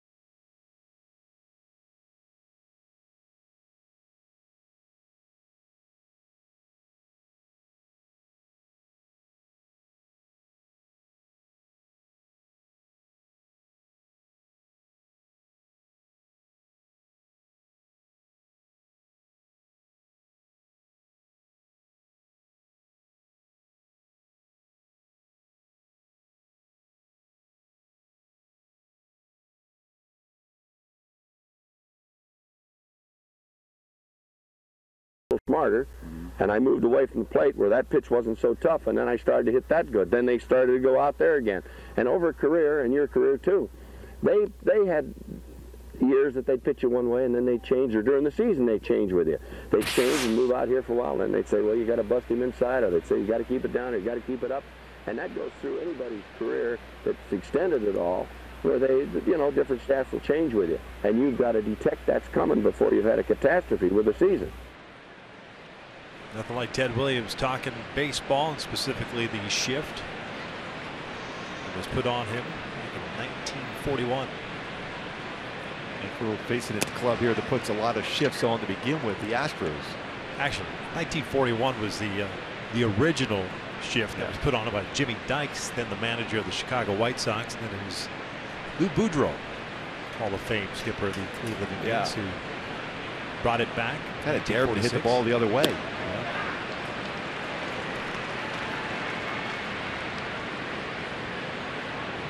Ball 1 strike on Andrelton Simmons. Well, his whole theory was too, he wanted to hit the ball in the air.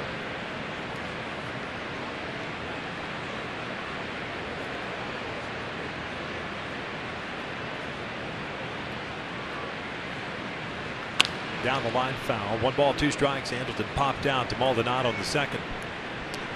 You can tell that little frustration here for Andrelton Simmons. That was a breakable ball. He has a chance hitting Crawford boxes. He's just trying to tell himself to settle down. He had a pretty good pitch to hit. He's just out in front.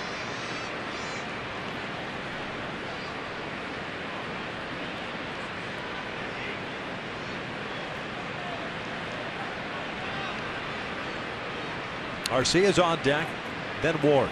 6, 7, and 8 for the Angels in the 5th. Another step off by Verlander. And this, to me, that's got to be all communication or miscommunication with Maldonado. The 1-2. Dribbler toward third. That's going to be an infield base hit. Andrelton Simmons, by the way, that's his 23rd infield hit this season. Bring up Arcia. Go back to that conversation with Ted Williams in the shift. There's that shift, the card for where they had set it up against Ted Williams. Just one fielder on that left side of the field. That's a left fielder. And then you look at Joey Gallo earlier, what the Astros did to him as far as loading up that infield with all 4 infielders. That's Bregman out in the outfield. No one in the infield for Joey Gallo on that left side. Bregman moves out from third base out to left field and catches that fly ball. So 4 outfielders and the infielders. No one on that left side of the infield.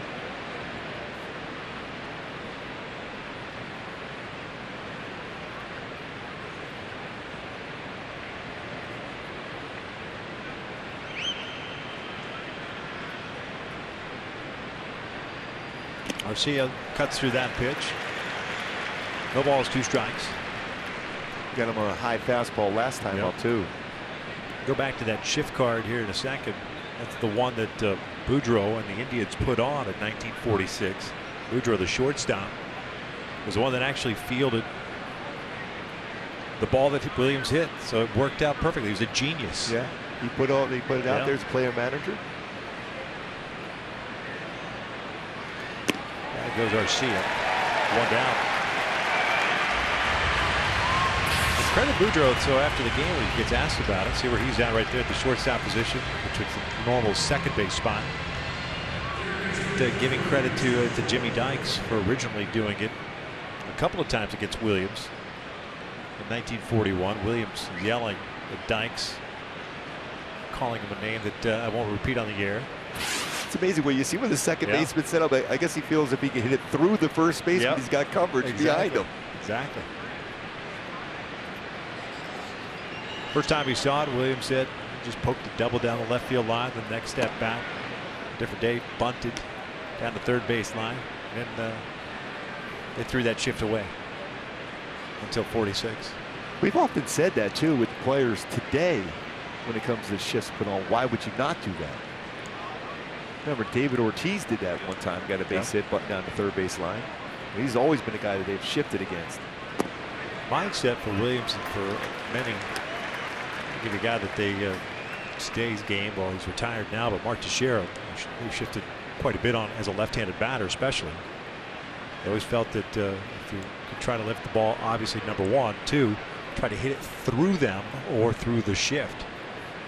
So Williams always talked about not just contact, but hitting the ball with authority, squaring the baseball up. That was the biggest key. He felt that if you squared up the baseball, it'd give you that much more of an opportunity to beat whatever they did defensively against you. And that's always trying to find your one pitch to hit during that sequence and then at bat.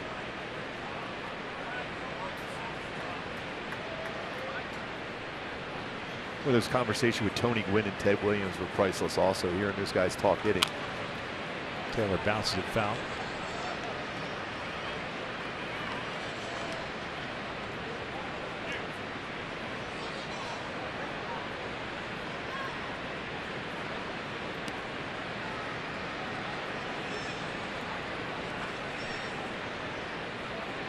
And it's always fun when you listen to great hitters talk hitting. I remember being lucky enough early in my career to listen to Hal McRae and George Brett talk hitting and what they were trying to do as far as clearing their hips, getting their hands through the baseball, looking for a pitch, setting up pitchers.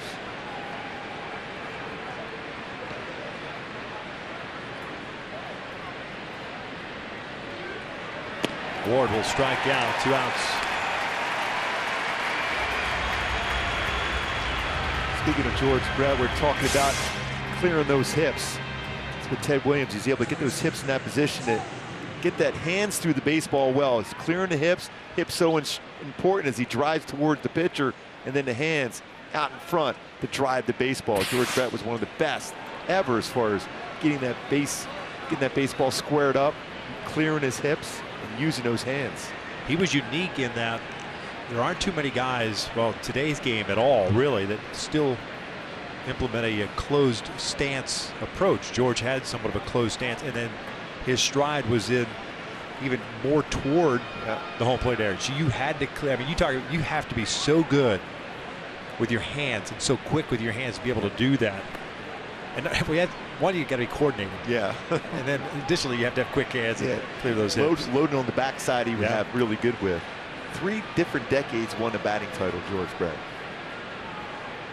He was pretty good. Yeah, it's all right. Good guy. It was fun growing up. His father's kids' games at Royal Stadium. He was so young when he got to the big leagues.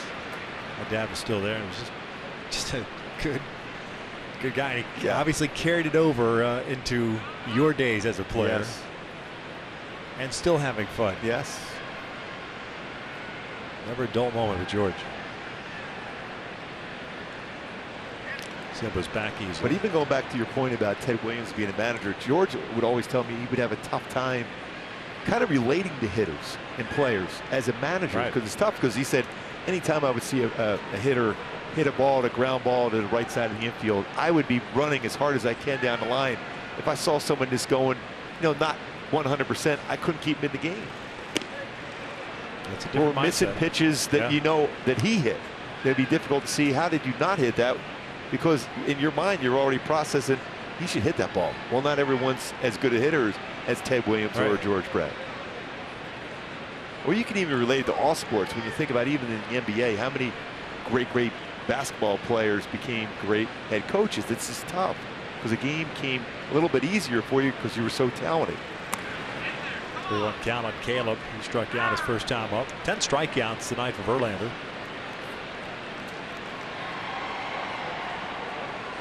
We're in the 5th.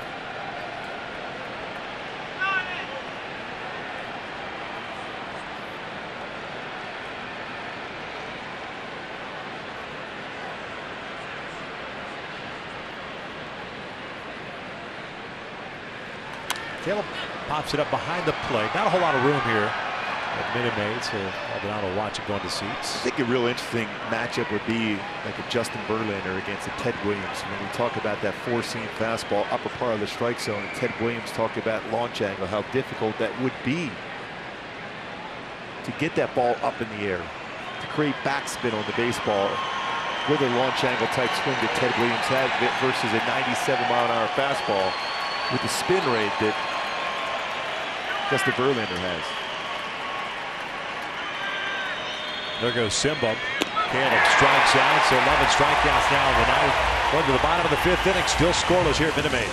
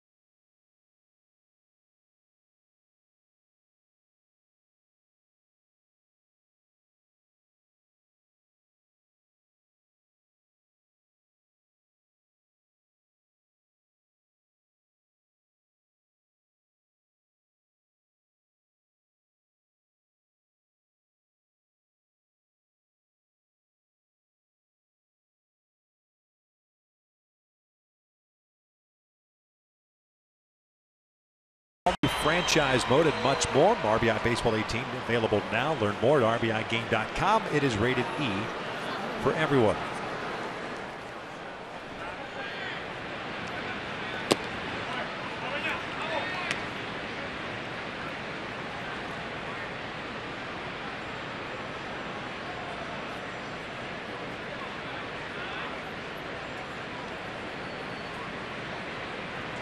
Gurriel pulling one down the left field line. This one found and out of play. Change up out in front. Fastball first pitch, change up next. Bottom third of the order for Houston here in the fifth against Andrew Heaney, who has 3 strikeouts, no walks.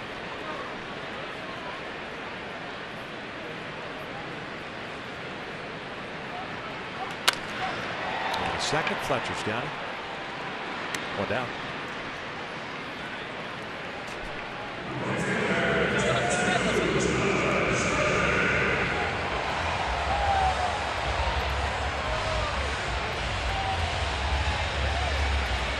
Reddick grounded out to Andrelton Simmons in the 3rd inning.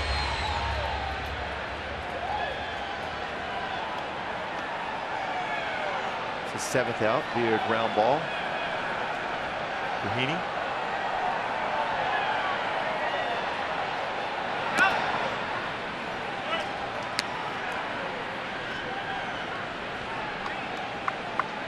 Verlander with 11 strikeouts.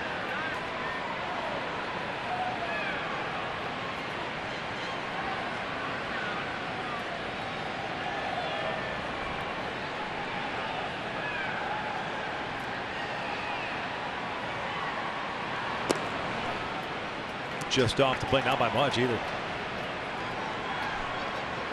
1 ball, 1 strike. Good. Came in batting .246, 13 home runs, driven home 41.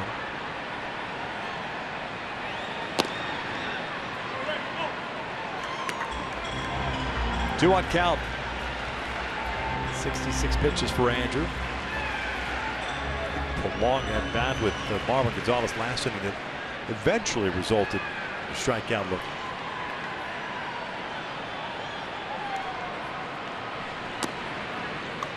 Three and 1. Still be in the 50s as far as the pitch count is concerned, had it not been for that AB. He's fallen behind here, 3 balls and a strike. Number 9 hitter Martin Maldonado on deck. Reddick 2 for 10 in his career against Heaney, including the base hit that last time out when they faced each other.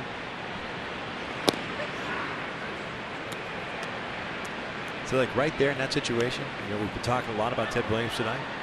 He'd be wondering, why are you taking a 3-1? What were you looking for? That's what he always said. You're count? always looking for a spot to hit. And that was the perfect pitch if you're Reddick to hit. And then you expand a little bit because you have to now with 2 strikes on a 4-seamer upstairs. And that's one of those things, especially as a manager, to be going, hello? Right. That's the pitch you wanted. You worked for it. You were patient enough for it. And you let it go.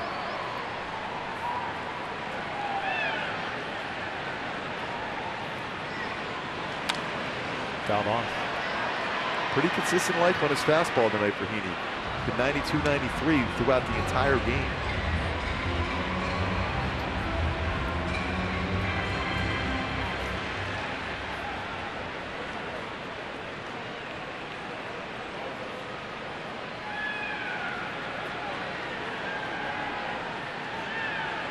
(3-2). Reddick lays off and works the walk. First one issued by Andrew. We're talking about that 3-1 pitch that Reddick took, and Ted Williams would think, well, the late great Dave Nelson played for Ted Williams. This is what he had to say about Ted Williams in a similar situation. And I remember I'm at the plate, 2 balls, no strikes, and he jams me with a fastball. And Ted just screams at me, and when I get back to the dugout, and he's yelling, he says, "What's wrong with you? You had the count in your favor. You should be able to hit that ball hard somewhere. Were you looking fastball?" I said, "Yes, sir." And he says, "Well, next time you better be ready." And so later in the game, 3-1 count on me, And Ted says, he yells out from the dugout, "You better be ready." Boom! Hit my first big league home run. That is super cool. Gives you goosebumps. I miss Dave. He was one of the all-time greats.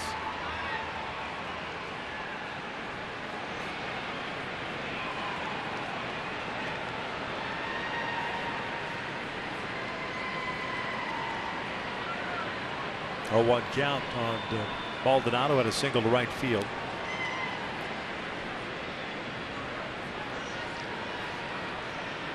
It's been a while since we've seen this many step-offs by pitchers in a 0-0 game midway through. You can almost understand a little bit for Andrew Heaney, right, knowing that if you make a mistake, that could cost you a W. Now for Verlander, it's surprising. 2 count.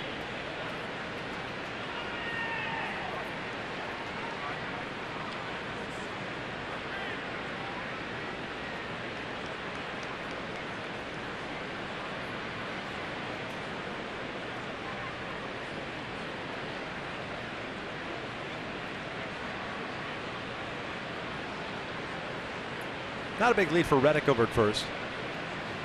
This one pulled down the line, that is foul, way out in front of it. Reddick, who is about a third of the way to third base, crosses over and heads it back to first. Still 0-2. Angels with no runs, 2 hits, stranded 3. Houston, no runs, 5 hits, left 3 on base so far. And he's already gotten 2 double plays turned behind him. Able to save some pitches, get a ground ball double play right here to finish off the inning. Good start to this 4-game series thus far.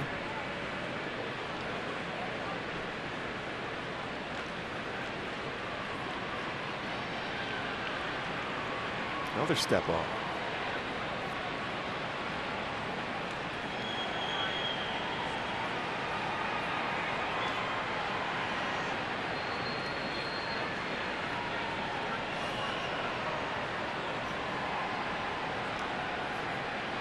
Down goes Maldonado, off-speed pitch, 2 down. That's that good changeup. That pitch was so effective for him down in San Diego. Remember, Maldonado got a hit on the fastball away the first bet. This time he throws him a changeup, a perfect one. It's out of the strike zone. A non-strike and get the hitter to swing at it. Be careful. First pitch here now. Springer. 1 for 2 tonight. Singled in the first, struck out in the third.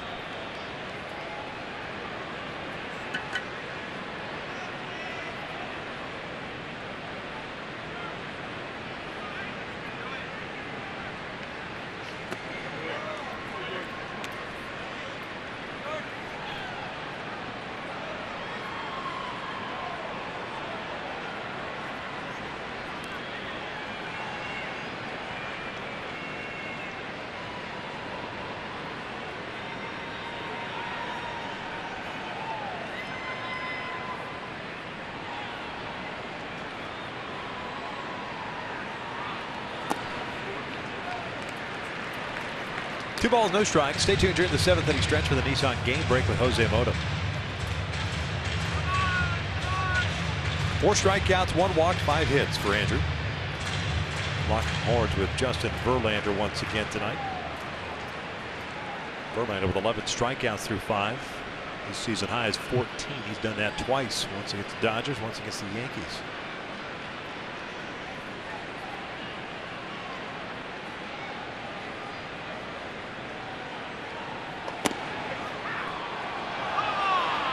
Top part of the zone, 2-1. 93-mile-an-hour fastball, still solid life at pitch number 78.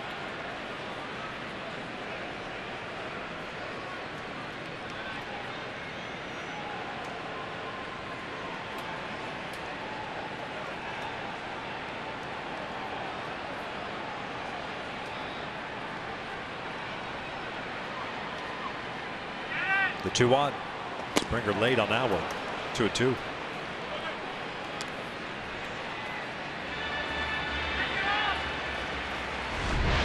Try to catch up to 93. Just above the belt. You know, with those hand issues this year, at least recently for Springer, that looked like an uncomfortable swing on that high fastball. Thumb jammed, sliding into a second base.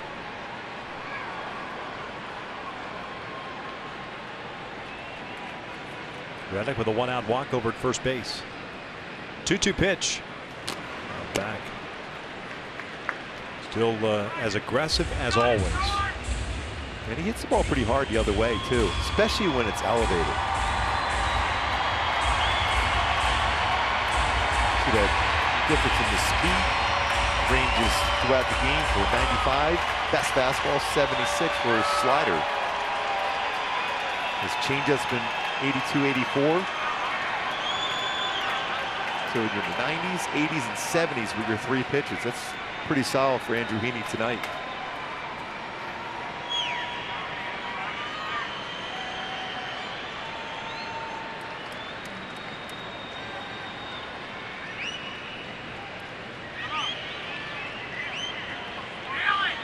Lays off, full count. Reddick will get a head start here. Alex Bregman, the man on deck. Halos in the 6th inning will have the top of the order coming up. Calhoun, Fletcher, and Trout. Verlander struck out the side in the last 2 innings.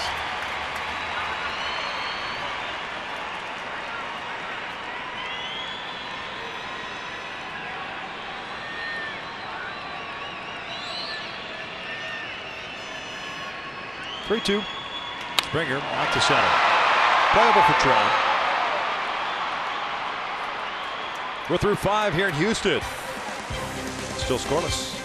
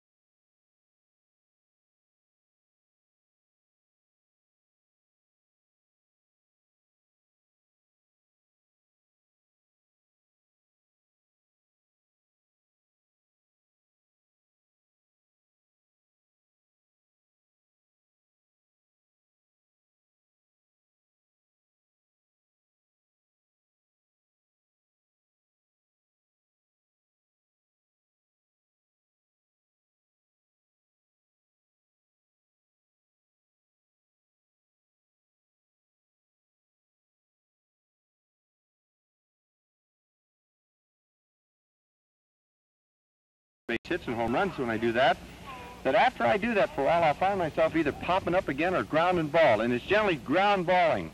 And that's the worst thing that can happen to me because I can't get hits in the pulling right field with the ground ball because of the defense, and I'm only getting singles when I do. Unless I hit a ball real sharp, I can't get it through. So consequently, I'm a better hitter when I'm hitting the ball in the air. Ted Williams talking about lifting the baseball in his playing career. Turned out well for the splendid Splinter. No score here in the 6th inning. Cole leading things off. It's funny when you listen to that. It's you almost hear Justin Turner saying the same thing. Josh Donaldson saying the same thing about lifting the ball in the air. Yeah. What you don't hear often about, and if you read the book, his hitting book, years ahead of itself, it's talking about him figuring out the angle in which pitchers hit, or throw I should say, to hitters, and finding a swing to kind of counteract what a pitcher does on the mound. Obviously we're talking about a 6-foot pitcher back in those days, 6'2", maybe, the downward hill, the angle, what is my best way of getting those extra base hits and hitting home runs? And then, of course, he's talking about the launch angle. In today's game, you see pitchers trying to readjust to the launch revolution by doing what? Throwing pitches up in the zone. So until hitters readjust and can start hitting that ball that's up in the zone, you're going to continue to see the strikeouts the way they are. I know Cleveland during spring training had a lot of their batting practice thrown to them on high fastballs to adjust to that, because you know at some point pitchers are going to adjust to that, and Verlander's a perfect example of it. There it is once again. That's the thing about Williams, and we talk about him being a fighter pilot, how just way ahead of everyone he was. Just the way he broke it down. Again, you can't teach that. You either have it or you don't. And he always talks about, and we all know about his vision was off the charts. That helped too. Seeing the baseball, reading the seams so easily. This one's pulled into right field toward the corner, and this one is foul just out in front of it. The count remains at 2 balls and 2 strikes.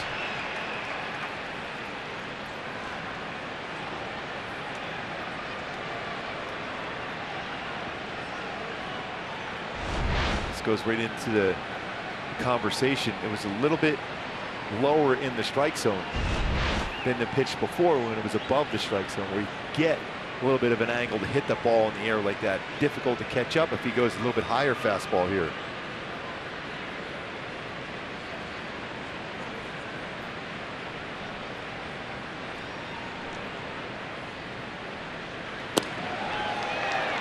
In off the plate, full count.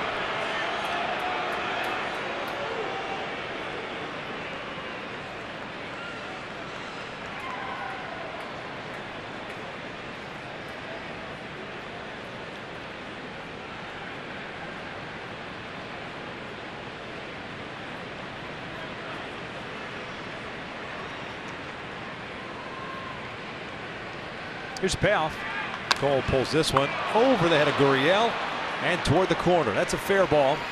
On his way to second, Calhoun has himself a leadoff double. You know, I was looking in there. I knew it was going to be an off-speed pitch by what Martin Maldonado put down.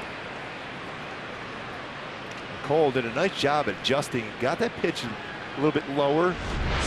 Stayed back on it enough. I think it was a straight changeup that he hooked. His foot down, gets loaded up. We talk about getting the hips cleared. Did so on that off-speed pitch and lines it just over the head of Gurriel for a double for Cole. Cole 1 for 3 on the night, 15th double of the season. Here's David Fletcher. Figure he'll be in the sacrifice mode. The other day he had a perfect bunt to first base, ended up getting a base hit out of it. Fletcher tonight 0 for 2, a line out and a strikeout. Remember, that was a high pitch. I imagine Verlander is going to try the same thing here. You got to keep that bat level. Not bunting. Pops it up. One down. Take a look at our Carl's Cam replay with Mike Trout coming to the plate. What he did just the other day on a low pitch, clearing the hips, bringing his hands through the baseball, lower part of the strike zone, and lined that one out to left field, the hips, and through with the hands. So important. Driving towards there, clearing the hips, and then bringing the hands through the baseball to barrel up and line it out for a home run.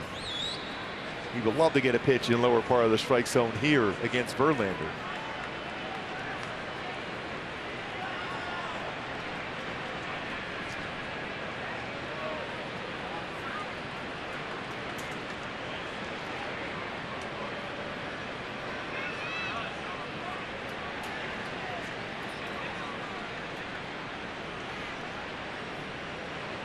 Trout pulls on the left field, a base hit. Got a breaking ball, first pitch.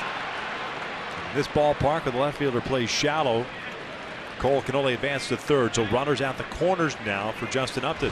Almost right we were just talking about. Break a ball lower part of the strike zone, he lines it in left field. Trout has been aggressive against Verlander this evening. Gets that slider, lines it. 1 for 2 in the game, on base twice with a walk and a single. That's 3 hits in the last 2 games for Trout versus Verlander.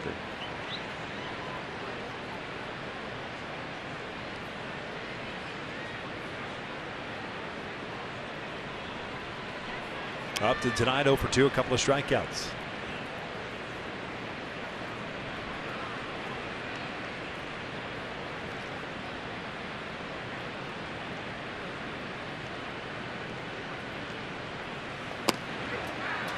Well, he's sticking with fastballs against Justin tonight. Action beginning down the Astros pen. Verlander 95 pitches.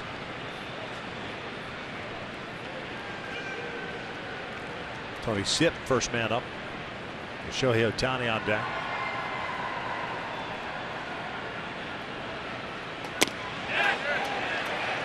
Did not go. 1 ball, 1 strike. Cooper with the call. See if he went. You gotta be pretty strong to be able to hold up on that swing. Oh. And he didn't. I was going to say. Not even close. Yeah, you're trying to catch up to 96, 97. Be very difficult to stop your swing. Eric Cooper may have been in the midst of a blink at that point. He was hanging with Mr. Cooper. 1-1. 2-1 now. Well, you see what he's trying to do. He got him 2 times already tonight on high fastballs. And Upton's trying to get a pitch that's elevated enough where he can hit it in the air but not expand the strike zone by swinging it a non-strike.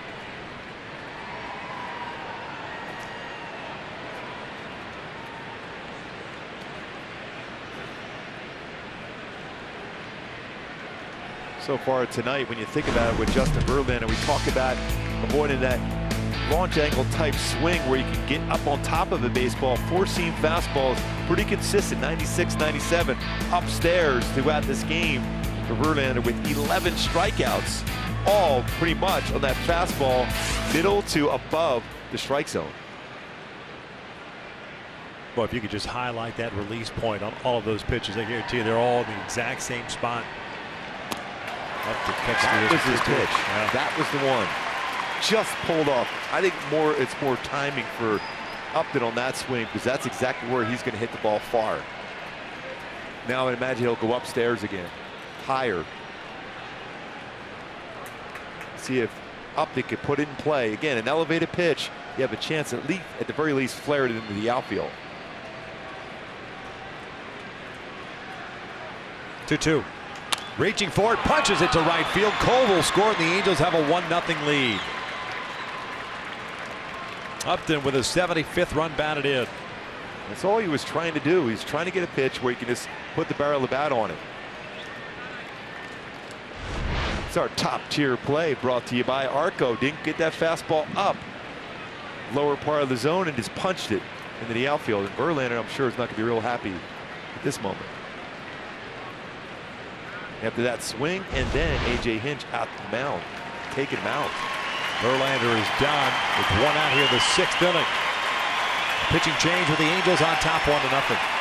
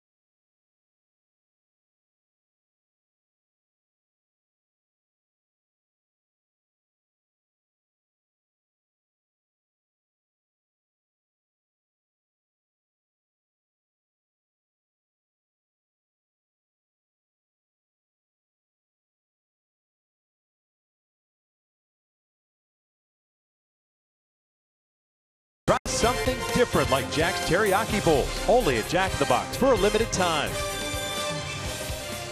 Halos have themselves a 1-0 lead here in the 6th inning, forcing Justin Verlander out of the game after he allowed 3 hits this inning. And Shohei Ohtani coming to the plate. Tony Sipp takes over. It's his pitching change. It's brought to you by Purple Bricks. 43rd game for the lefty. 2-1 with a 1.99 ERA, 34 strikeouts, 9 walks in 31 2/3 innings. 994 fastball, slider, split changeup. Trout at second, Upton at first. 1 ball, no strikes. Shohei tonight 0 for 2. Grounded out. Altuve in the second, struck out in the 4th inning. I'm sure that was a lot of fun for AJ Hinch to walk down and take that baseball out of the hand of Justin Verlander. I was actually wondering, similar scenario, had Verlander struck out Upton, gotten the second out, what he would have done with Sipp ready to go and Ohtani at the plate.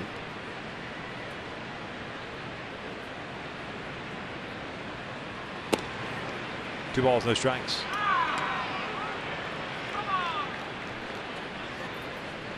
Harris, next man up. It's a lefty 56% of the time. Sipp will throw a fastball on a 2-0 count to a lefty. See if Shohei will get a fastball here.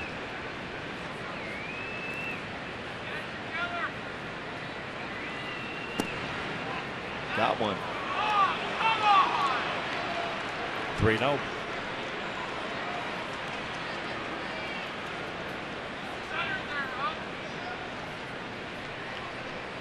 Sipp not happy with that last non-call.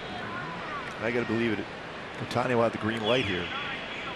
12 of the 15 home runs Ohtani has hit this season have been on fastball.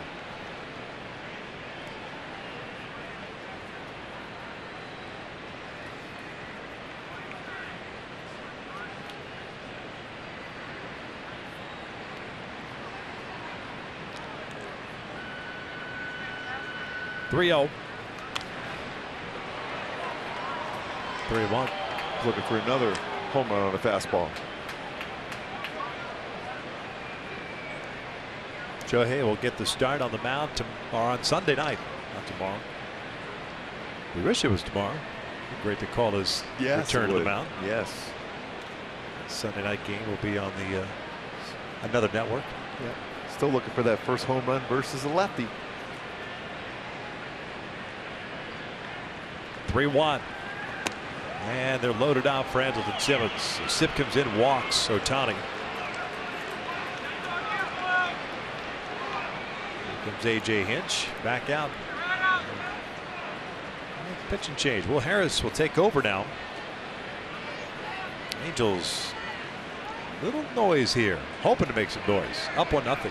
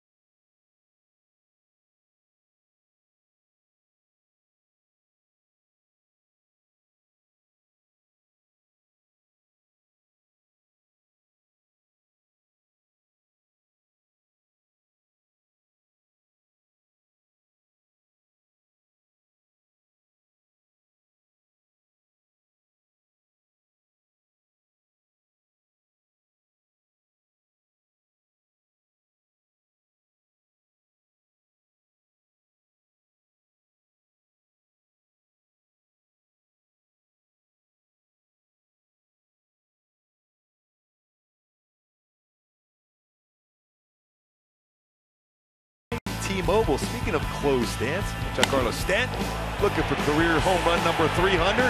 Well, he gets it tonight and hits it out to right field, Yankee Stadium. Congratulations, Giancarlo Stanton, right of Notre Dame High School in Sherman Oaks.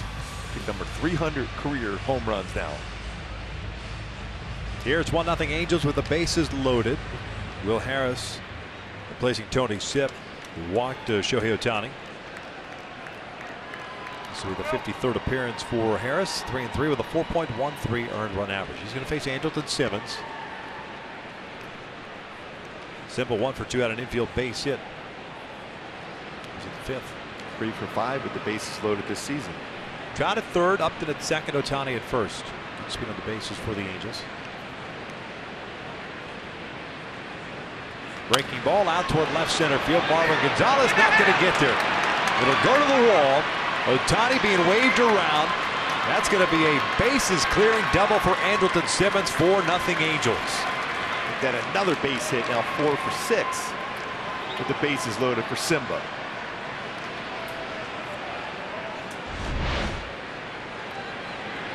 Break a ball went down and got it, and he lines it into the gap in left center field. Another one of those low pitches hit well in this inning by the Angels. It was fun watching Shohei Ohtani go first to home on that one too. Because Gonzalez did a pretty good job of getting to that baseball, getting in quickly. But Shohei, speed, scores from first. 4-run innings so far. Book closed now on Verlander, allowing 3 runs in 5 1/3. Garcia pops it up. Bregman is there. 2 down. You think about it, 5 earned runs in the previous 43 innings pitched for Verlander against the Angels. Coming into the game tonight, 3 earnings here this evening.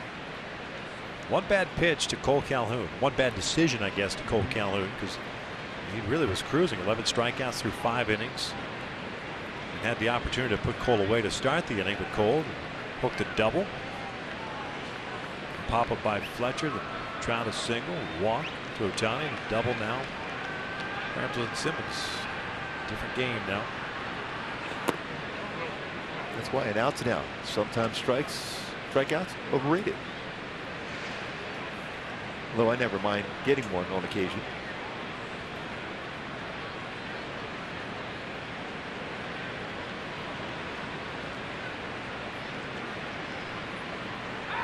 Taylor Ward 1 for 2, a double and a strikeout.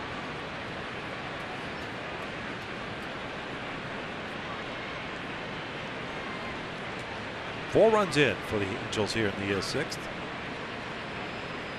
Sipp gets charged with one of these runs. 1-1.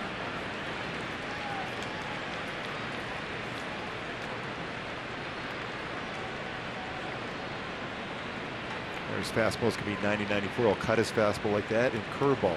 Curveball was the one that Simba went down and got and lined it in left center field.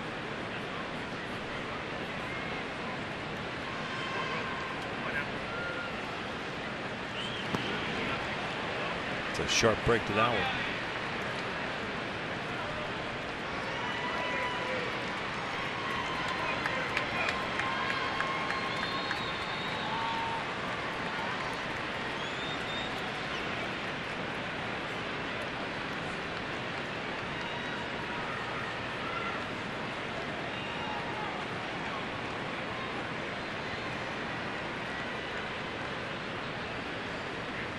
Ward takes a called strike 3. The Angels strike for 4. Gubin take a 4-0 lead to the bottom of the 6th. Yeah, some real good swings as they try to find a way to score some runs in this game against Verlander. Good approach there to put into play by Jay Upton. Andrelton Simmons gets a breaking ball, lines into the gap. Angels up 4-0.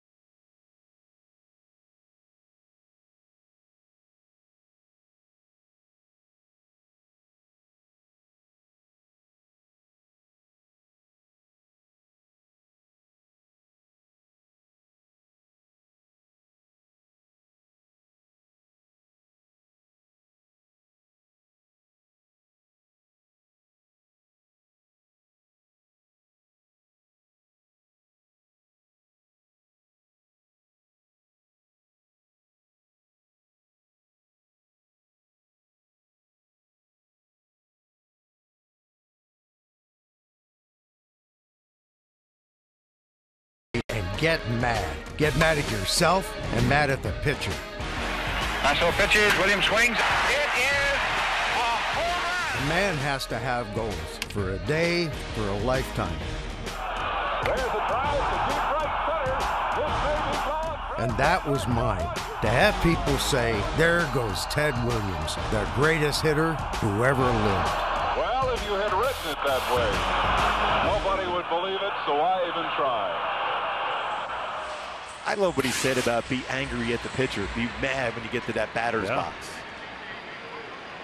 The old saying is forever, they're trying to take money out of your wallet, those pitchers on the mound if you're a hitter, vice versa if you're pitching.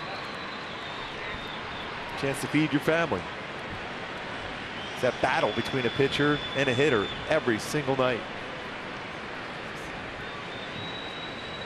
Absolute gamer. Well, he said style too, kind of like you. Yeah, style master that you are. Said nobody.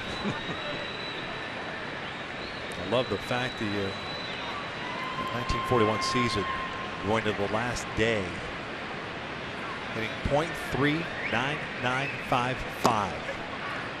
Rounded up, it's 400. Played both ends of the doubleheader. Went 6 for 8.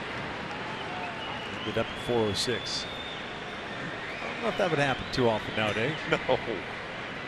That's when you know you believe in your ability. That's why he talked the talk. How cool was that picture to start with Joe DiMaggio and Ted Williams? So connected even through that 400 batting season. Yeah, there was an interesting relationship. If you read about Ted, what he felt, he didn't get obviously didn't have the best relationship really with fans in Boston, and for sure the media. And because Joe DiMaggio was Joe DiMaggio, it seemed like he was always getting the accolades. Matter of fact, Joe won the MVP in 41 the year that Ted hit 406 because of the 56-game hit streak. Jolt and Joe and a splendid split. There's some old video. It's like an old timers game. And they used to do those. Remember the Cracker Jack old timers game at RFK?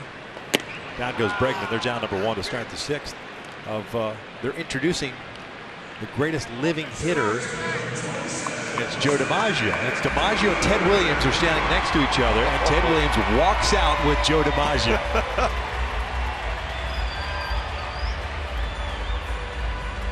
And we're seeing, from both starters here tonight where, Andrew Heaney's a guy that literally will live down in the lower part of the strike zone when it's fastball. He's been using that four-seamer upstairs pretty well. Yeah, but I'll tell you, Ted, what a hitter. Not only in baseball's Hall of Fame, he is the fishing Hall of Fame. Fishing Hall of Fame. Huge fisherman.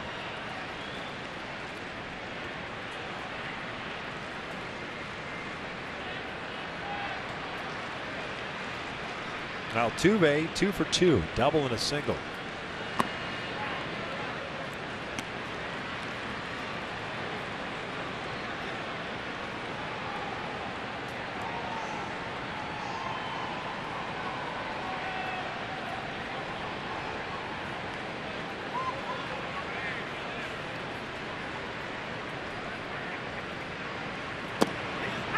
To one spot.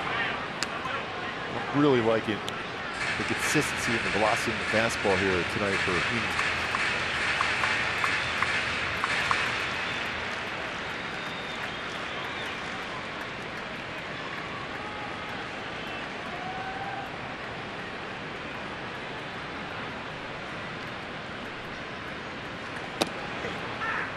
Back-to-back pitches, they were borderline call Heaney's way.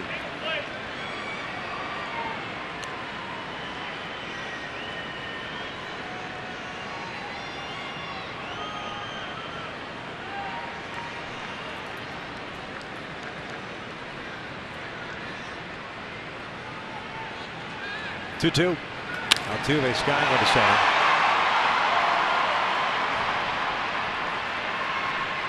Two down. Correa coming to the plate.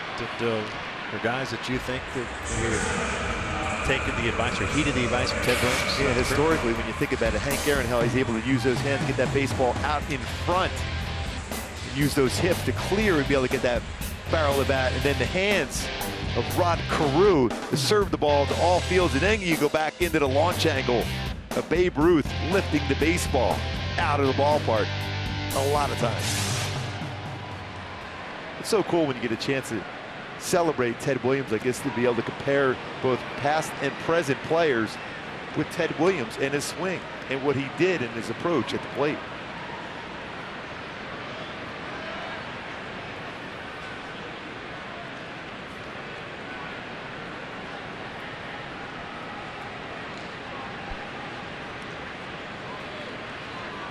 Oh, 1. 0-2. It's that high fastball again. 94. Just talking to Mark Langston in between innings, he was saying the same thing that we were thinking. It's the best fastball as far as consistency we've seen from Andrew Heaney.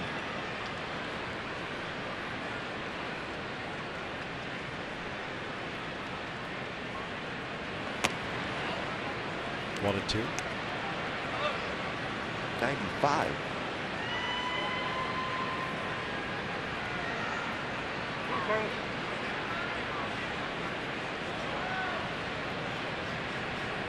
One, 2 to Correa. Check swing, 2-2. Correa grounded out to Fletcher in the first inning. The fourth, grounded into a double play, 6-4-3.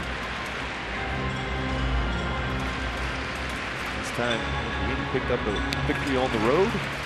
September 2nd, 2015 at Oakland. Covers a 17 road start streak in which he has not picked up a W.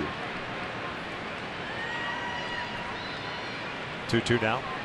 Got him upstairs. And speaking of Oakland, they're down 5-0 heading to the bottom of the first. Yeah, that's that high fastball here from Andrew Heaney to get a swing and miss. 95-mile-an-hour fastball from Heaney.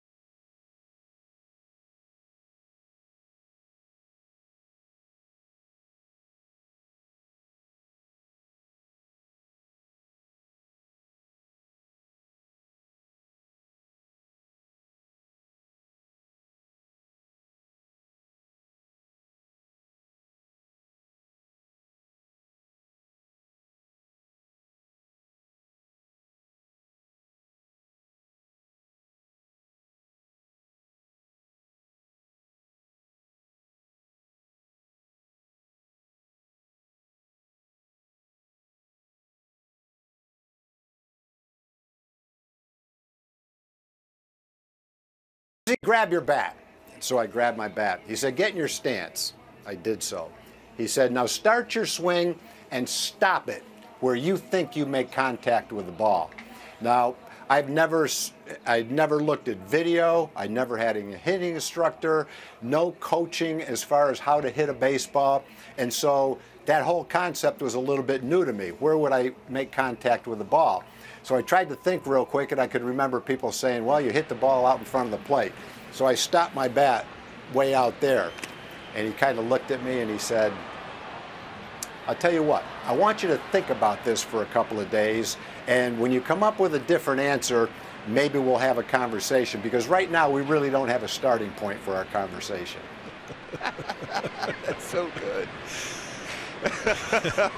That's when you get a chance, you're taking a test, and they go, well, I'll give you a chance at a retest on that one. Before you get a chance to even look at all the grades. When you think about it again, then we'll talk about it. That's pretty good. Tom told me once that Ted used to just bring guys, young guys, towards the end of the dugout where he's sitting there watching the game when he was managing, and go through, just talk to that particular player and say, what are you seeing here out of this pitcher? What do you think he's going to throw? I mean, just imagine just listening in on those conversations. Again, he didn't have any real interest in managing. Just talk kidding.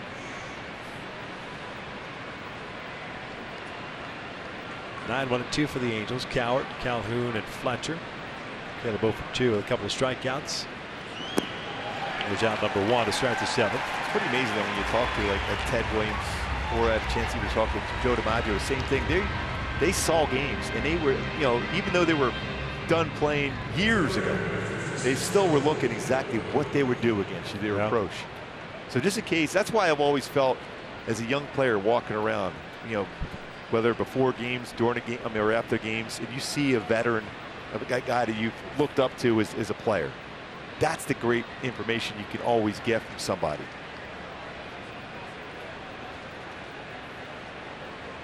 Any veteran around, you have a chance. Well, what are you looking for there? Craig Biggio has been walking around here at Minute Maid Park here today. If you're a hitter,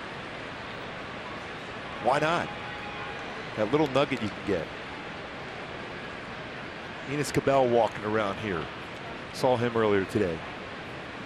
Jose Cruz around here today. Good old Cho. Yep. Cole started the rally the 6th inning with a double into the right field corner. It's so funny. I was walking by him today. He goes, I don't think I get your slider. I said, you would probably try to set me up for that one so you get your barrel of the bat and drive it out of the ballpark. Who are you kidding? He just laughed and walked away. I knew he was saying. There was that information, those conversations are invaluable.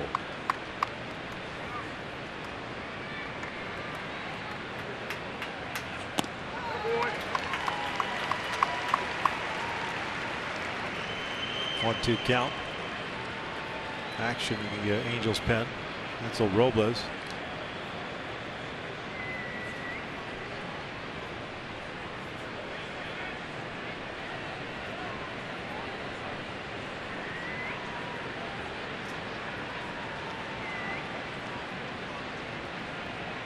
One-two. Eyes off. 2 balls, 2 strikes. I think Martin Maldonado remembers last time up for Cole. An all-speed pitch down in the strike zone, and he hooked it down in the corner. Say, all right, I'm going back upstairs. And that's really not part of Will Harris's game as far as high fastballs. But he's going with a number of them here in this at bat.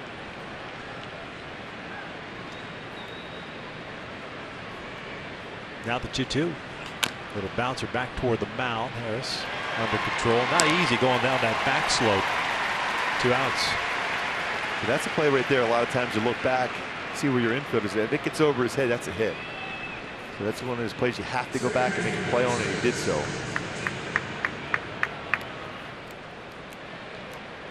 That is just the 2nd ground ball out of the game for the Angels.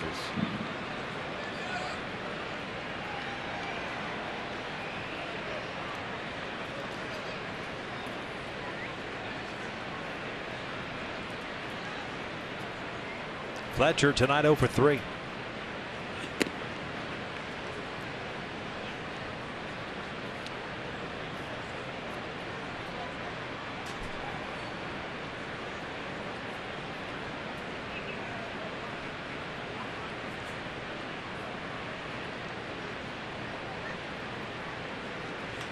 Now toward right center field. Now it's going to fall in for a base hit. A 2-out knock. Davis going to turn. Slam on the brakes. That ball kind of skipped on Springer. Nice play by the Astros center fielder.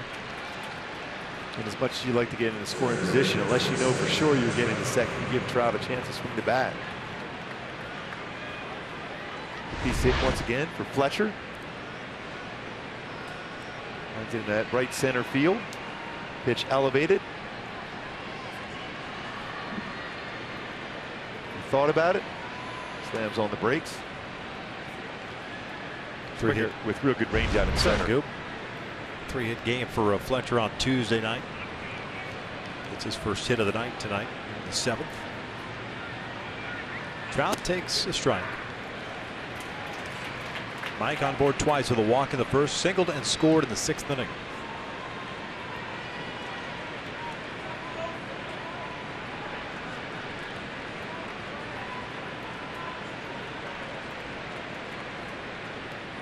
The Tigers and Yankees just going back and forth. Tigers have taken a lead. 8-7 in the ninth now. That's the one worry, I think, if you're the Yankees. Not only their starting staff, but their bullpen hasn't been as locked down. Boston's come back. They were down 4-0. They've tied it up. Bottom of the seventh against the White Sox. 1 ball and strike. Seattle up 5-0 on Oakland. And a National League West battle at Dodger Stadium. Diamondbacks and the Dodgers opening up a 4-game series. Colorado's down in San Diego, and Colorado losing early on to the Padres. What a great race that's going to be all the way to the end, including the wild card race. 1-2. Trout 2 for 6 in his career versus Harris.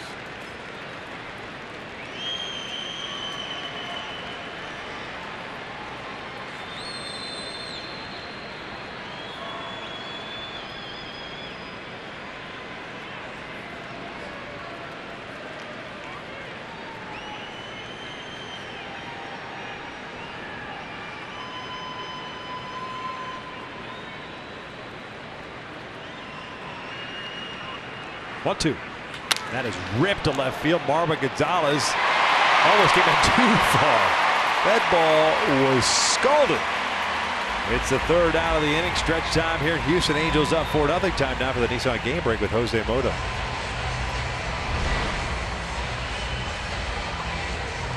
And the Angels now 4-0 against Verlander and the Astros here at Minute Maid. And for the Angels pitcher, Andrew Heaney, making a 25th start of the season. He knew at some point it's about tweaking some things to get on a better path towards home plate. So what has he done?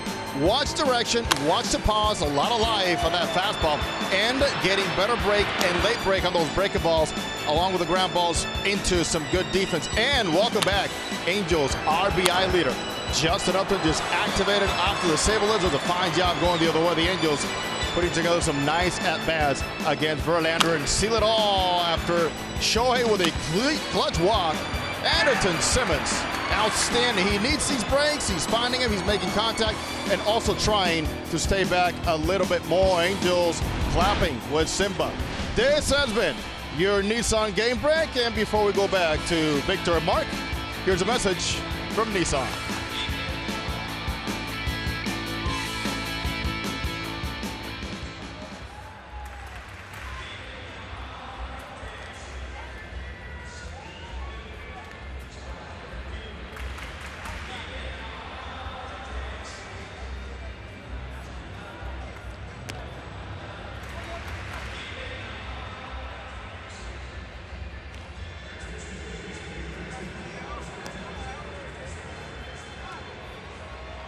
Take a look at our Nissan out-of-town scoreboard.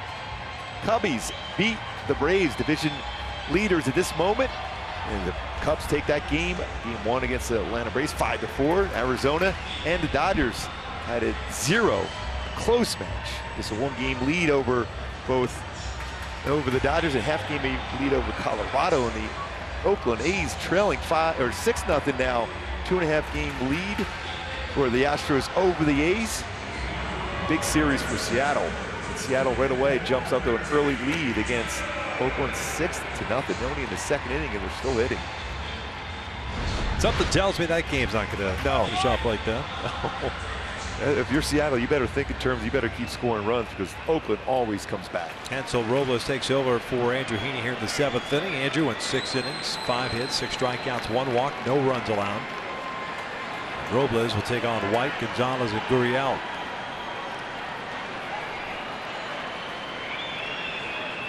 Andrew Heaney with his solid effort, 6 shutout innings, 1.95 career ERA against the Astros. 26th appearance for Robles with the Angels. Tyler White looks to strike. He's the DH. 1 for 2. A fly ball to center in the second, single in the fourth.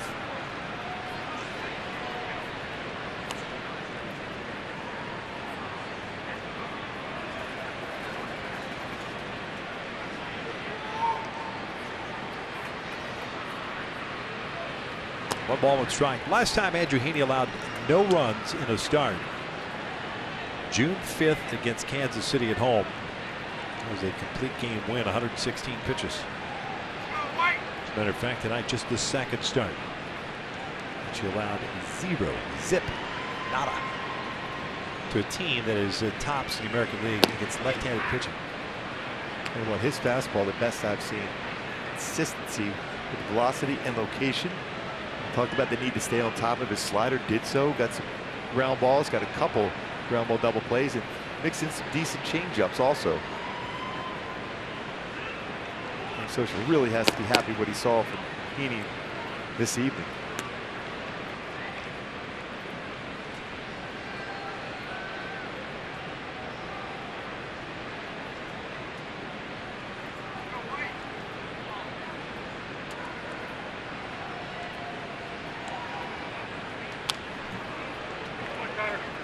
Too good of a pitch on a 2-2 count. Sometimes his slider gets a little flat for Robles. He can run his fastball 96, 98 range. If he muscles up on a slider, it flattens out to the barrel of the bat, especially with the right-handed batter.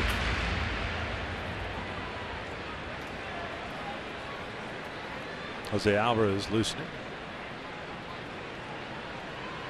So that would be for Reddick if we got to that point. Check swing did not go. Full count.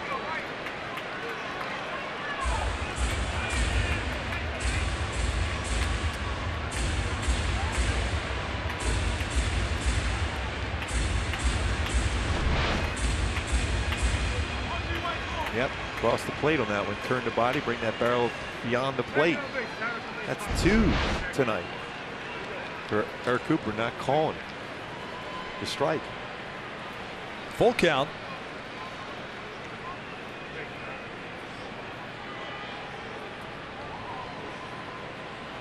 White, this one out to center. Trout's got to go back on it a little bit. Well, if you're going to get a fly ball here, that's the part of the field to get it, center field.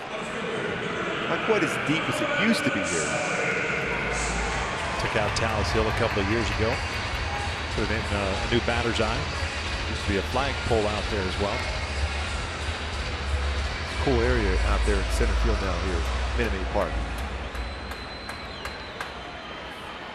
Little Torchy's Tacos.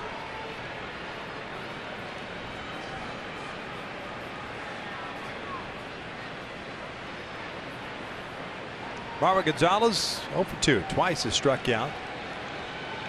Ground hit from the left side, takes a strike.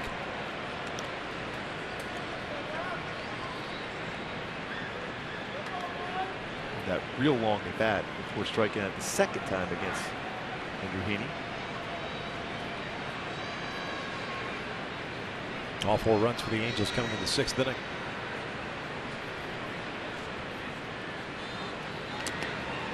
Still kind of surprised that they took Verlander out that inning. He wasn't real happy about going out. He's the ultimate competitor.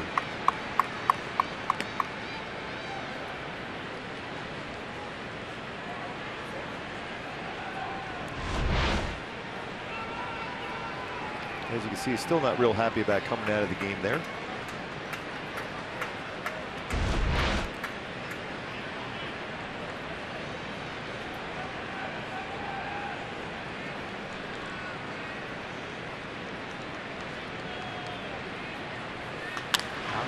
Toward Anderson Simmons. And so Robles looking on. It's good effort going back there, though. Yeah. 2 down. Generally, as a pitcher, you're trying to direct traffic. He thought about getting himself in position to catch that, and then Simba came in going, no, I got it. Nobody on. Let's go back for the fair catch, though. Yeah. There's Yuli Gurriel, the first baseman. 0 for 2. Popped down in the second, and he grounded out to Fletcher in the 5th. 5 hits for Houston, 7 for the Angels. Up 4-0. Good pitch in on the hands, up and broke back. He's got to come in now. And Robles with a 1-2-3 7th. We'll head to the 8th inning. Angels on top.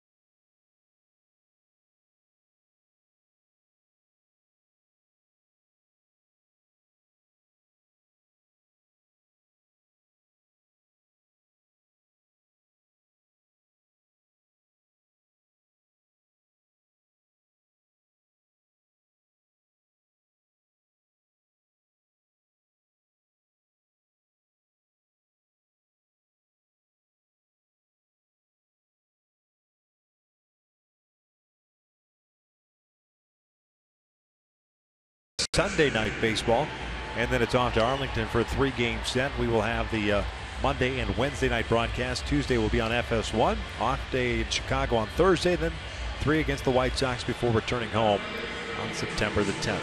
So we possibly see Matt Shoemaker coming back on this road trip. Well, perhaps see him as early as Monday against the Rangers. 4-0 Halos here in the 8th inning. Chris Davinsky takes over on the mound. Pride of Cerritos, Cal State Fullerton. Pitching in his 43rd game. 2-2 mark at a 4.19 ERA. Not quite as crisp a season this year as his All-Star campaign last year. Rangers will have Upton, Ohtani, and Simmons in the 8th inning. Let's have that plus changeup though.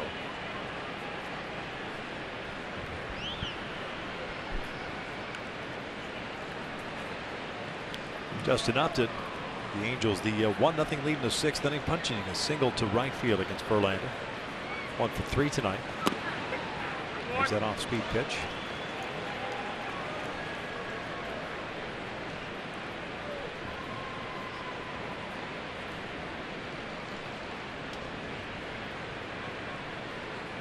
A 1.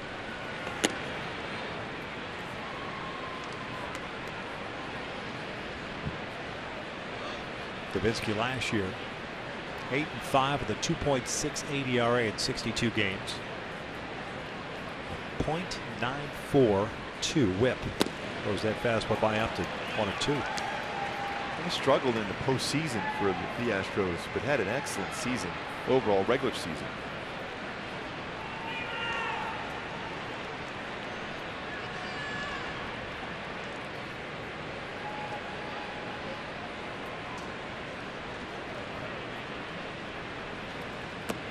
Missed off the plate. 2 balls, 2 strikes.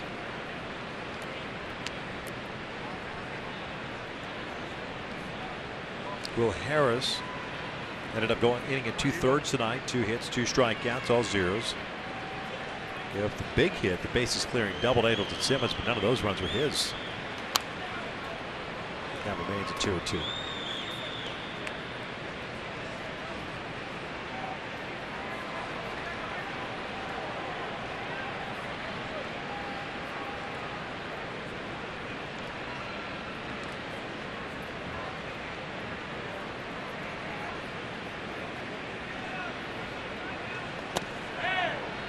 Up and in, full count. Shohei Ohtani on deck. Somewhat subdued crowd here tonight. 0-0 game until the 6th inning. Both guys threw the ball well. Verlander, Heaney up until that 6th inning for Verlander. Off speed, got him looking. Change up. It's almost the old Bugs Bunny change up. 1 down. Such a good pitch for Davinsky. You watch Justin, I mean, he gave up on it early. Paints that outside corner with all speed.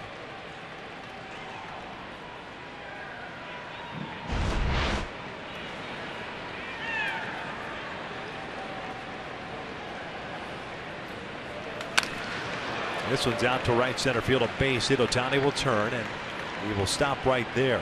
1 out single for Shohei. Almost slips going back. Well, he got up, brought those hands up and got that high pitch. Like the Hyundai key for this game, but Anderson Simmons with a big hit in this game with the bases loaded. Continues to swing the bat well with the bases loaded this season. Little glory days. Stars coming through. Anderson Simmons against the bullpen for the Astros. Clutch swing, clearing the bases with a double. Now 63 RBI, 2-hit performance tonight by Simba. 309 batting average this season with runners in scoring position for Simba. Speaking of that long look down, you wonder if Shohei Ohtani could be on the move. He's got 6 stolen bases, been caught once.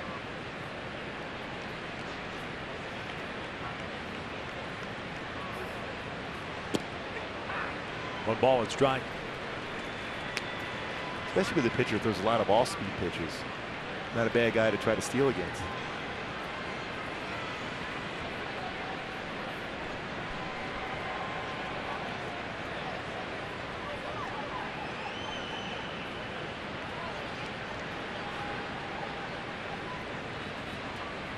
Pulled to left field, a base hit. Past the diving Correa. Nice effort, but that ball was already by him. Shohei gets a second. Starting to get that timing together. Simba, 3 hits.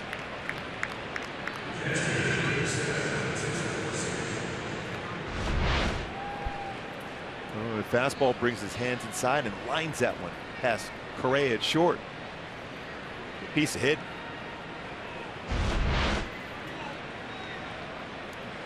Francisco Garcia at the plate, 0 for 3, 2 strikeouts and a pop-up. First 3-hit game for Andrelton Simmons since before the All-Star break, July 10th. It's a breaking ball off the glove of Maldonado. Should end up being a pass ball on that one.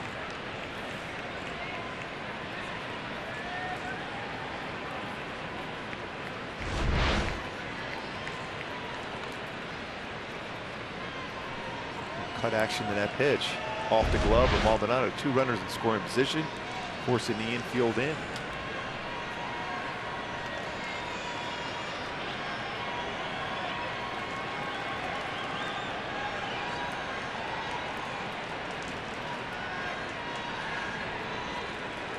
It is ruled a pass ball. 1 ball, no strikes.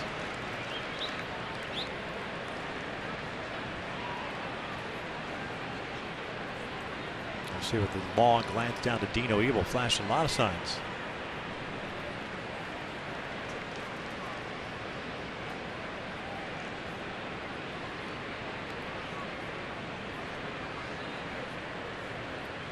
Two out. Take a look at our StatCast AI powered by AWS. The defense now brought in 2 runners in scoring position. Increases your probability of getting a base hit when you're the hitter now with that infield in.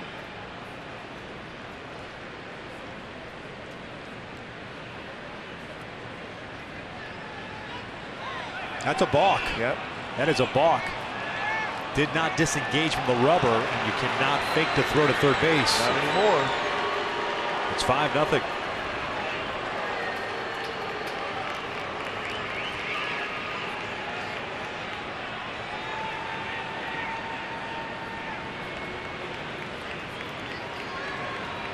Two runs scored here tonight for Shohei Ohtani. The easy way on that one. Via the ball. Showing bunt. Garcia bunts a foul.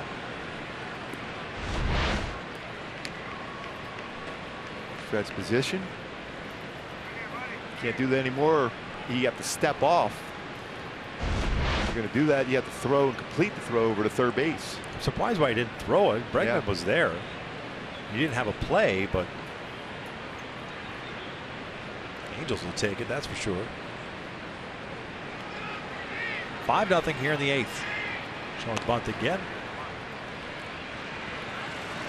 Get the out at first. Not sure I get that play. What Garcia was doing on his own, and if not where Andrelton was at.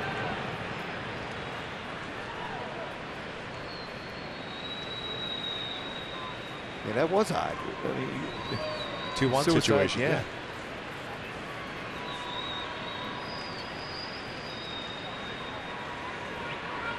Good driving that run, man. Especially him because he can lift the baseball.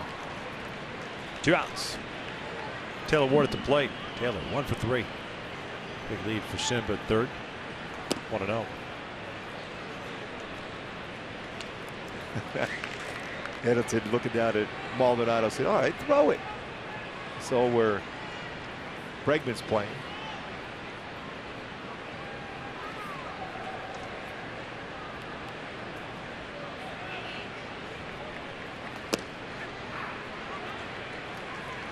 That is well off the outside corner. Justin Anderson getting ready. Well, he made his debut last time the Angels went down, late April.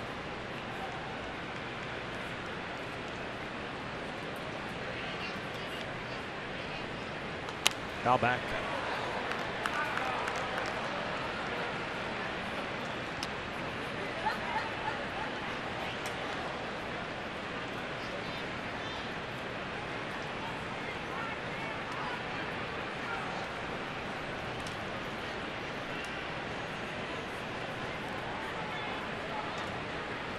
Tigers ended up holding on 8-7 over the Yankees. Down goes Ward. That'll do it for the Angels. They do have a run on the box by Davinsky. Bottom of the 8th. That's where we're headed. The Angels up 5-0.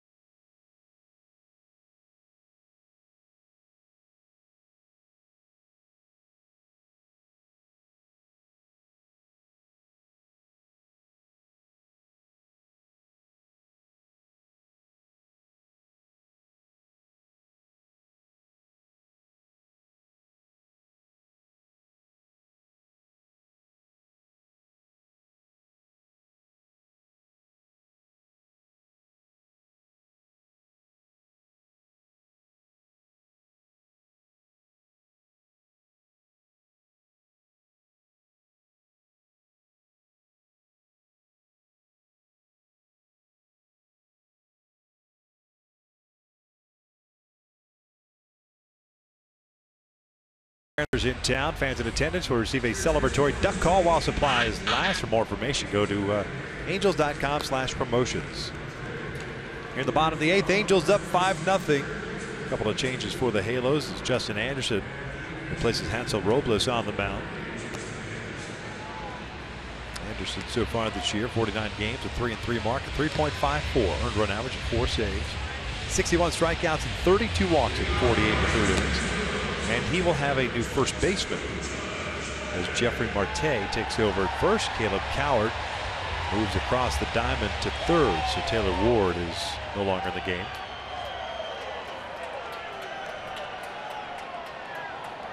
Eight, 9-1 for the Astros here in the 8th. Reddick, Maldonado, Springer.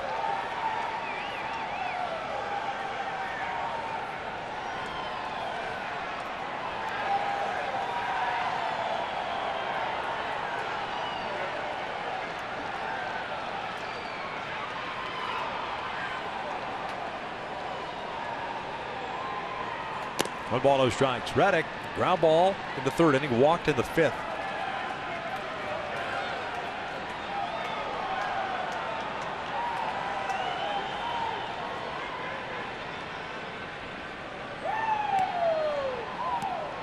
Just making his debut here on April 23rd.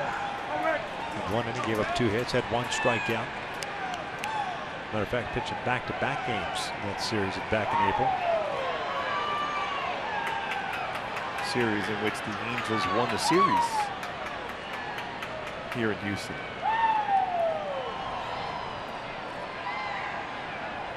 Reddick pops it up. Simmons calling for it. 1 down.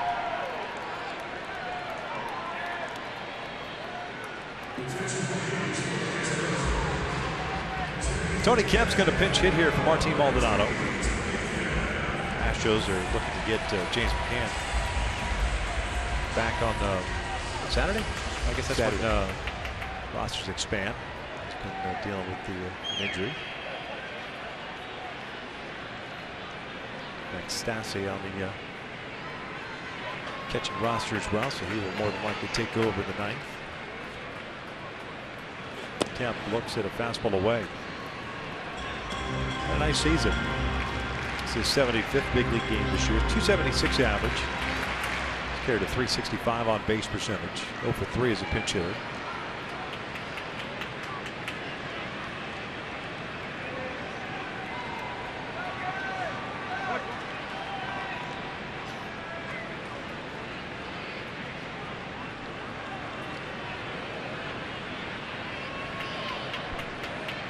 1-0.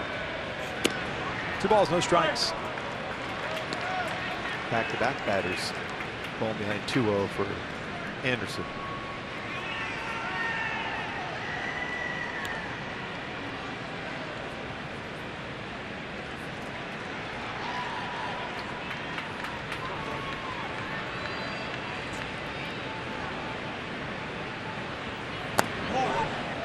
Just below the strike, so 3-0.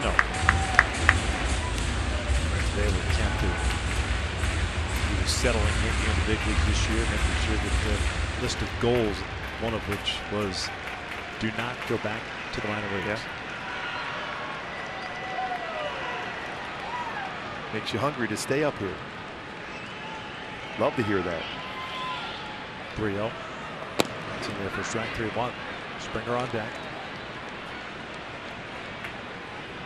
You get a taste of it, being around these guys, defending world champions. Have a little bit of success. You hope that it breeds some confidence. Kind of continue and have it roll. I mean, you could play a big part for them. Do a lot of different things for you, help you win. No doubt. 3-1. Especially when you think about it, as a pitcher going against this club, he's going to be hitting that lower part of the lineup. You're exhausted when you get down to him, and he can sit on a fastball and drive it.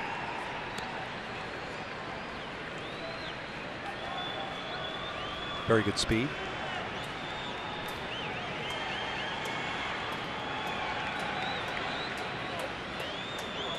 (3-2). Back into the count, and that puts the speedy Kemp on board. Springer coming to the plate, top of the order. And that's the one thing, looking forward and moving forward for Justin Anderson, just to try to clean up, is that walk in his game. He's got such good stop. Just trying to find that consistent release point. Springer 1 for 3, had a single back in the first inning. He struck out and hit a fly ball to center since.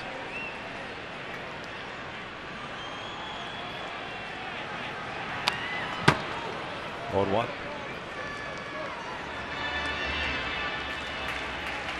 Five runs, 9 hits, 6 left on for the Angels. No runs, 5 hits, 4 left on for Houston. Opener of a 4-game series. Jaime Barria will be on the mound tomorrow night.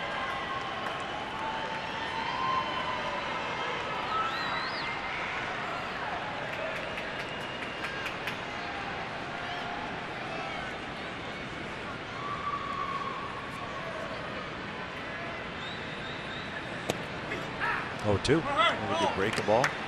Framber Valdez on the mound for Houston tomorrow. Left-hander will be pitching his 3rd major league game, 2nd major league start. His big league debut as a starter last time out against the Angels, and threw the ball well. Just wild enough where the hitters weren't real comfortable in the batter's box against him. 0-2. Check swing on a slider.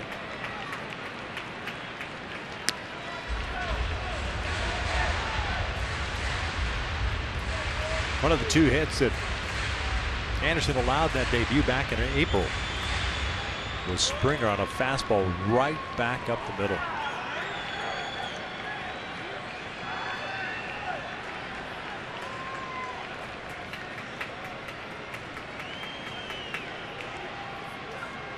Kemp over at first, 1 out walk.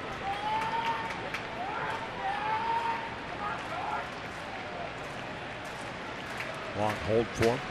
Breaking ball. Missed it. When you think about it, for the hitters for the Astros, they can't be real comfortable against Anderson. You know that last time he talked about it at the start of the game, that fastball up and in and hit Altuve. Never know. Especially when you're throwing that hard.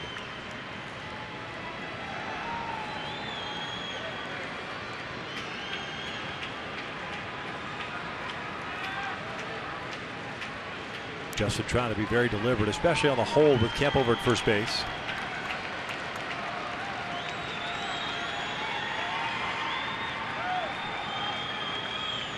Back toward the middle.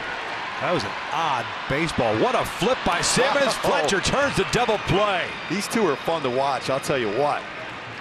They turned quite a few double plays together. I didn't thought there was no chance at a double play. The quick flip, the step on the base, and gets rid of it. 6-4-3 double play.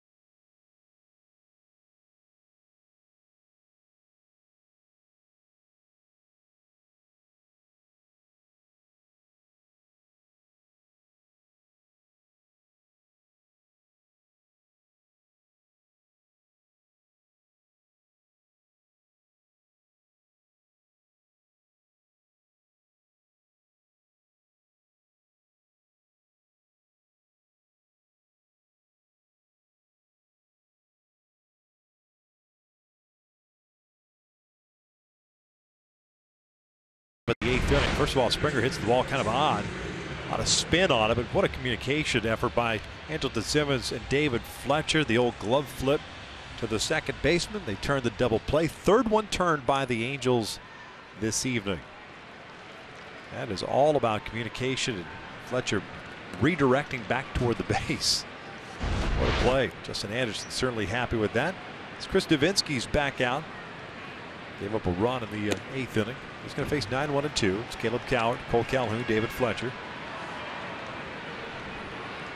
Stassi back behind the plate, as we suspected.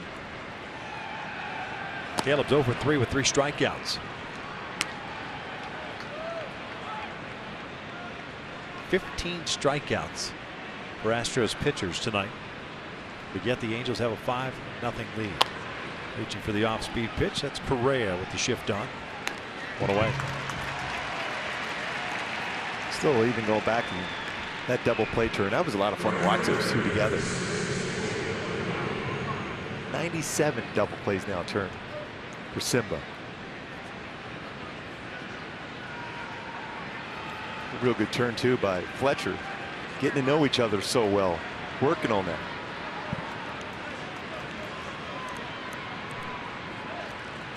Here he is on deck.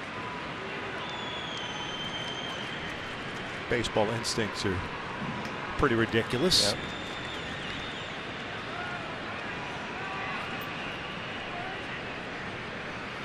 Cole looking at a strike. Then you go back to his favorite player growing up, David Eckstein, the way he played, same thing.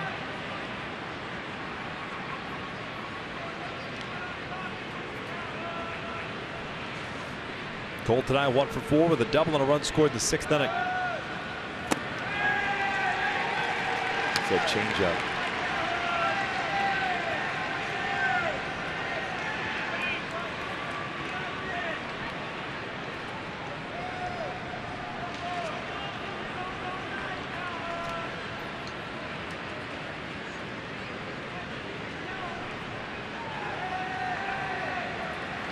One ball, 2 strikes.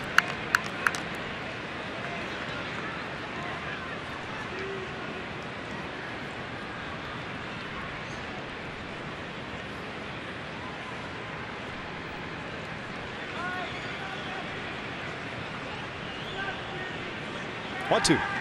2 balls, 2 strikes. Fletcher on deck. Blake Parker loosening. Non-save situation.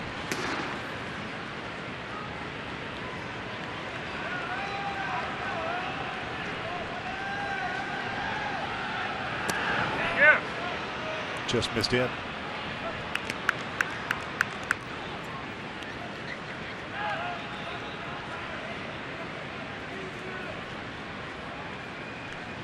to a full count. Double by Cole back in the 6th, his 15th of the year. And 9 hits for the Angels. 3-2. Line to left center field, a 2-hit game for Cole. Man on for Fletch now. Trout on deck. Hey, stay tuned to our Angels Live postgame show for the Auto Nation Business of Sports. Auto Nation, low price, no pressure guarantee.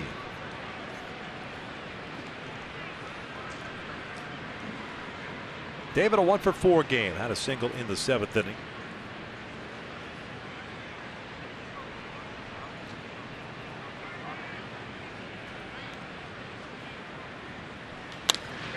Pops this one up on the right side. Gurriel. 2 down. Remember that line drive that Trout made out with the last bat. He crushed that baseball. Brady Gonzalez in left field coming to the plate now.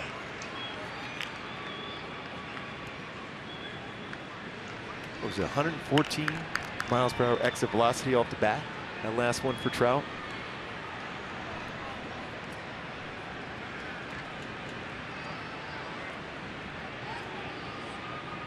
They squared it up pretty well.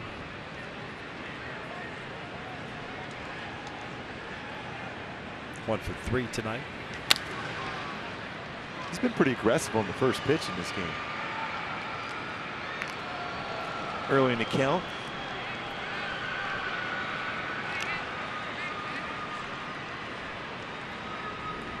Walk, strikeout, single, and a fly ball to left.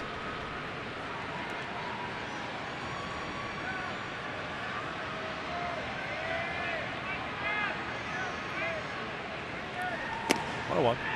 Mentioned Shohei is going to get the start on Sunday. That means back to the normal routine of you won't hit on Saturday. Yeah, you wonder if he'll be in there tomorrow with the lefty. Yep. I'd like to see him get a shot playing against some lefties.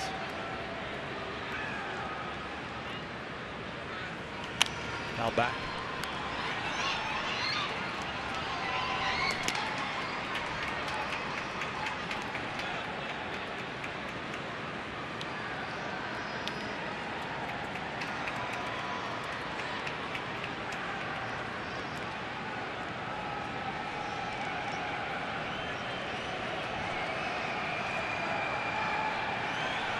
One ball, 2 strikes. Upstairs, 2-2.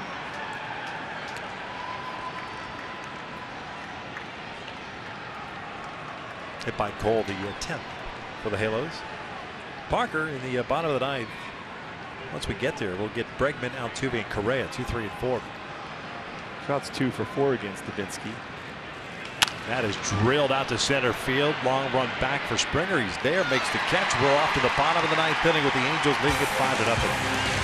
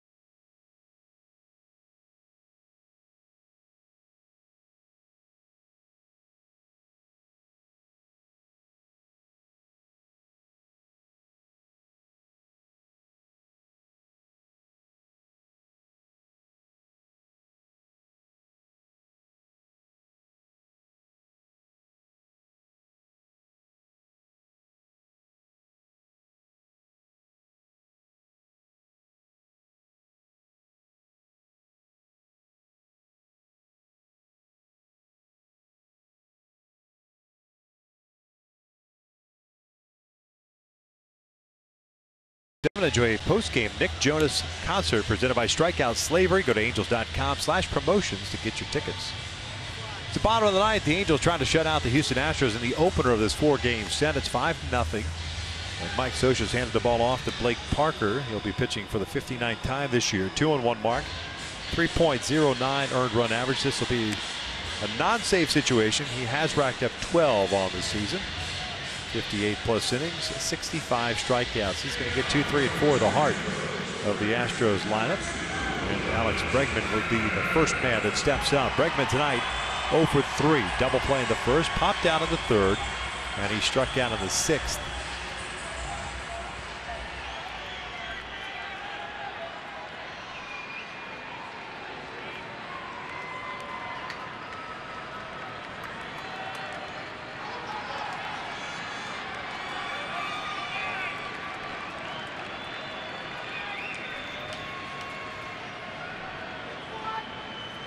And here's the first one.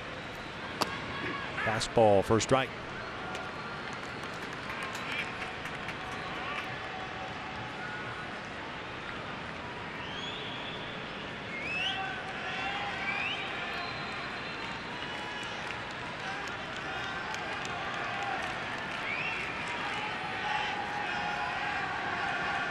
Oh, 1. The ball missing way outside.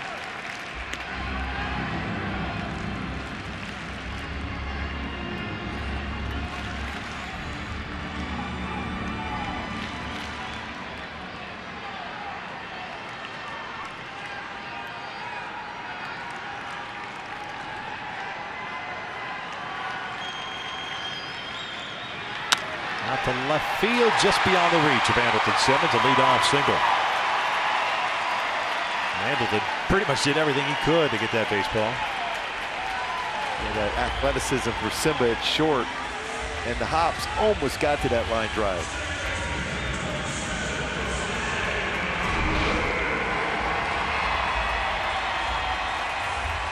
Just over the head, Bregman on a line drive.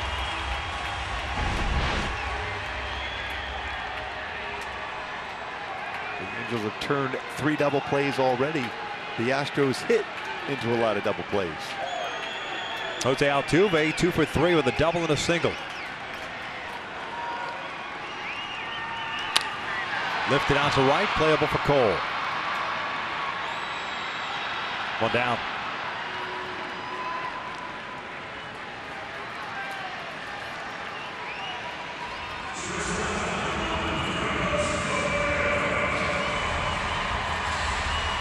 Here comes Correa. Parker trying to close it out for Andrew Heaney, looking for his first road win since 2015. Andrew tonight was fantastic. No runs, 5 hits, 6 strikeouts, 1 walk. Worked 6 innings. His average fastball velocity was 93.1 miles per hour today.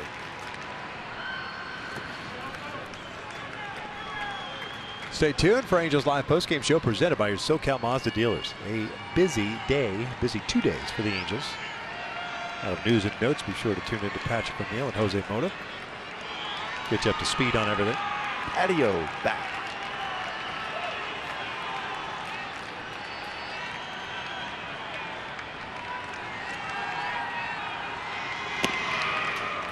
Two balls, no strikes.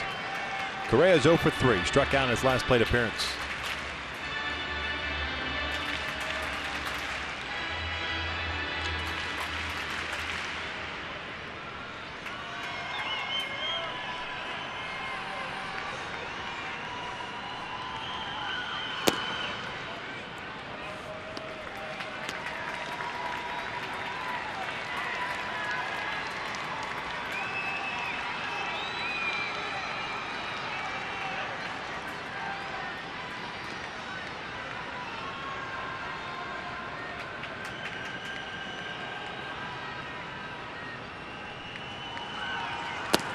That's on the corner.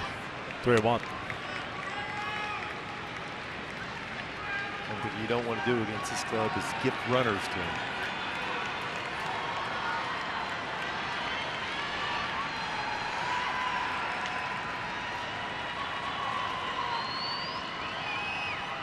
Lifted to right, playable for Cole. It appears. Yep. 2 down.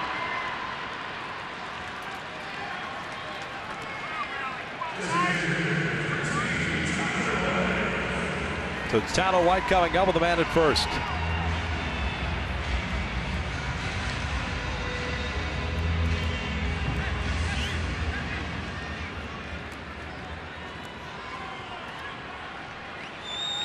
One for 3 game for White, the DH. Singled in the 4th.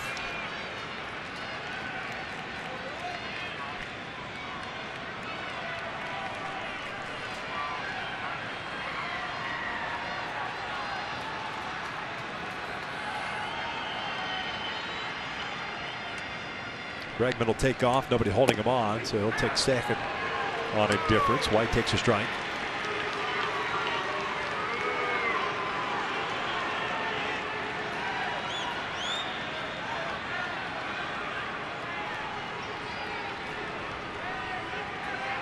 Garcia and Simmons are going to come out and have a meeting.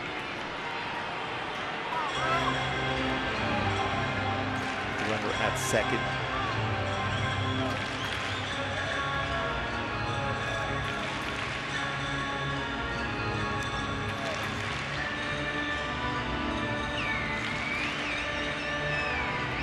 We saw that at home, are pretty good as far as relaying location of a pitch with a runner at second. Allegedly, of course. Yes.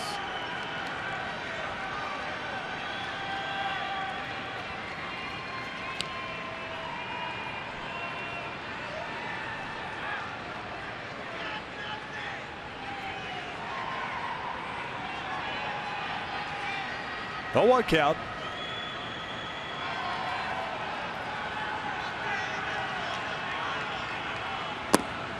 One on one.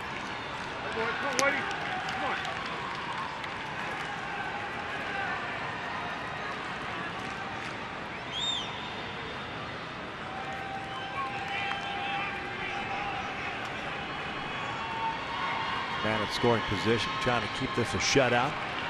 2 outs here in the 9th. 1-1. 2-1.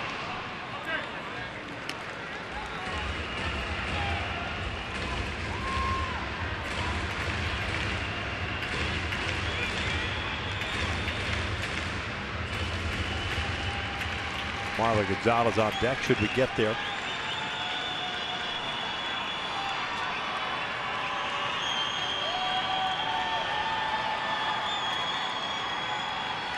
Three and 1.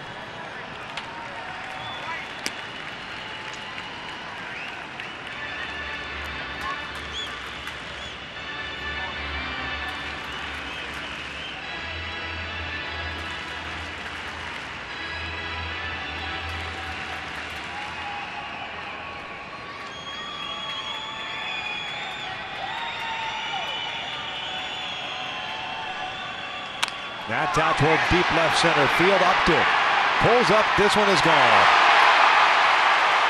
So no shutout tonight. Tyler White, his second hit. It's a 2-run shot, and it's 5-2 Angels. Gives him now 12 RBI in his last 11 games with that 2-run home run.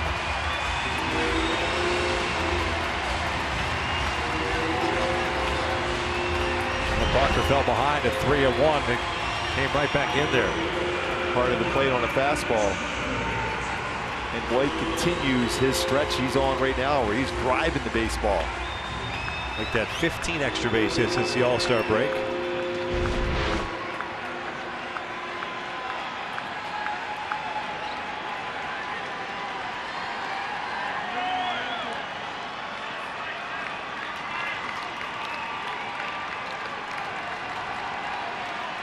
Marwin Gonzalez now up 0 for 3 tonight. No balls and a strike.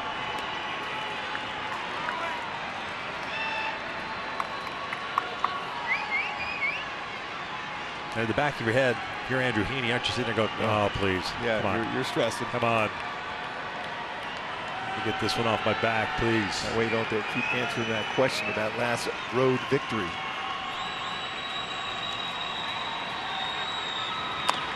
Over toward third. Caleb's got it. Off balance throw. Got him. Light that baby up as the Angels pick up the victory in the opener of this 4-game set. 5-2 the final tonight, Gooby. Big story. Andrew Heaney picking up that first road victory since September 2nd, 2015 in Oakland for Heen Dog. Nice play there to finish that one off. Anderson Simmons with an outstanding game himself. Let's take a look at our Land Rover above and beyond player of the game as Heen Dog today. Best fastball.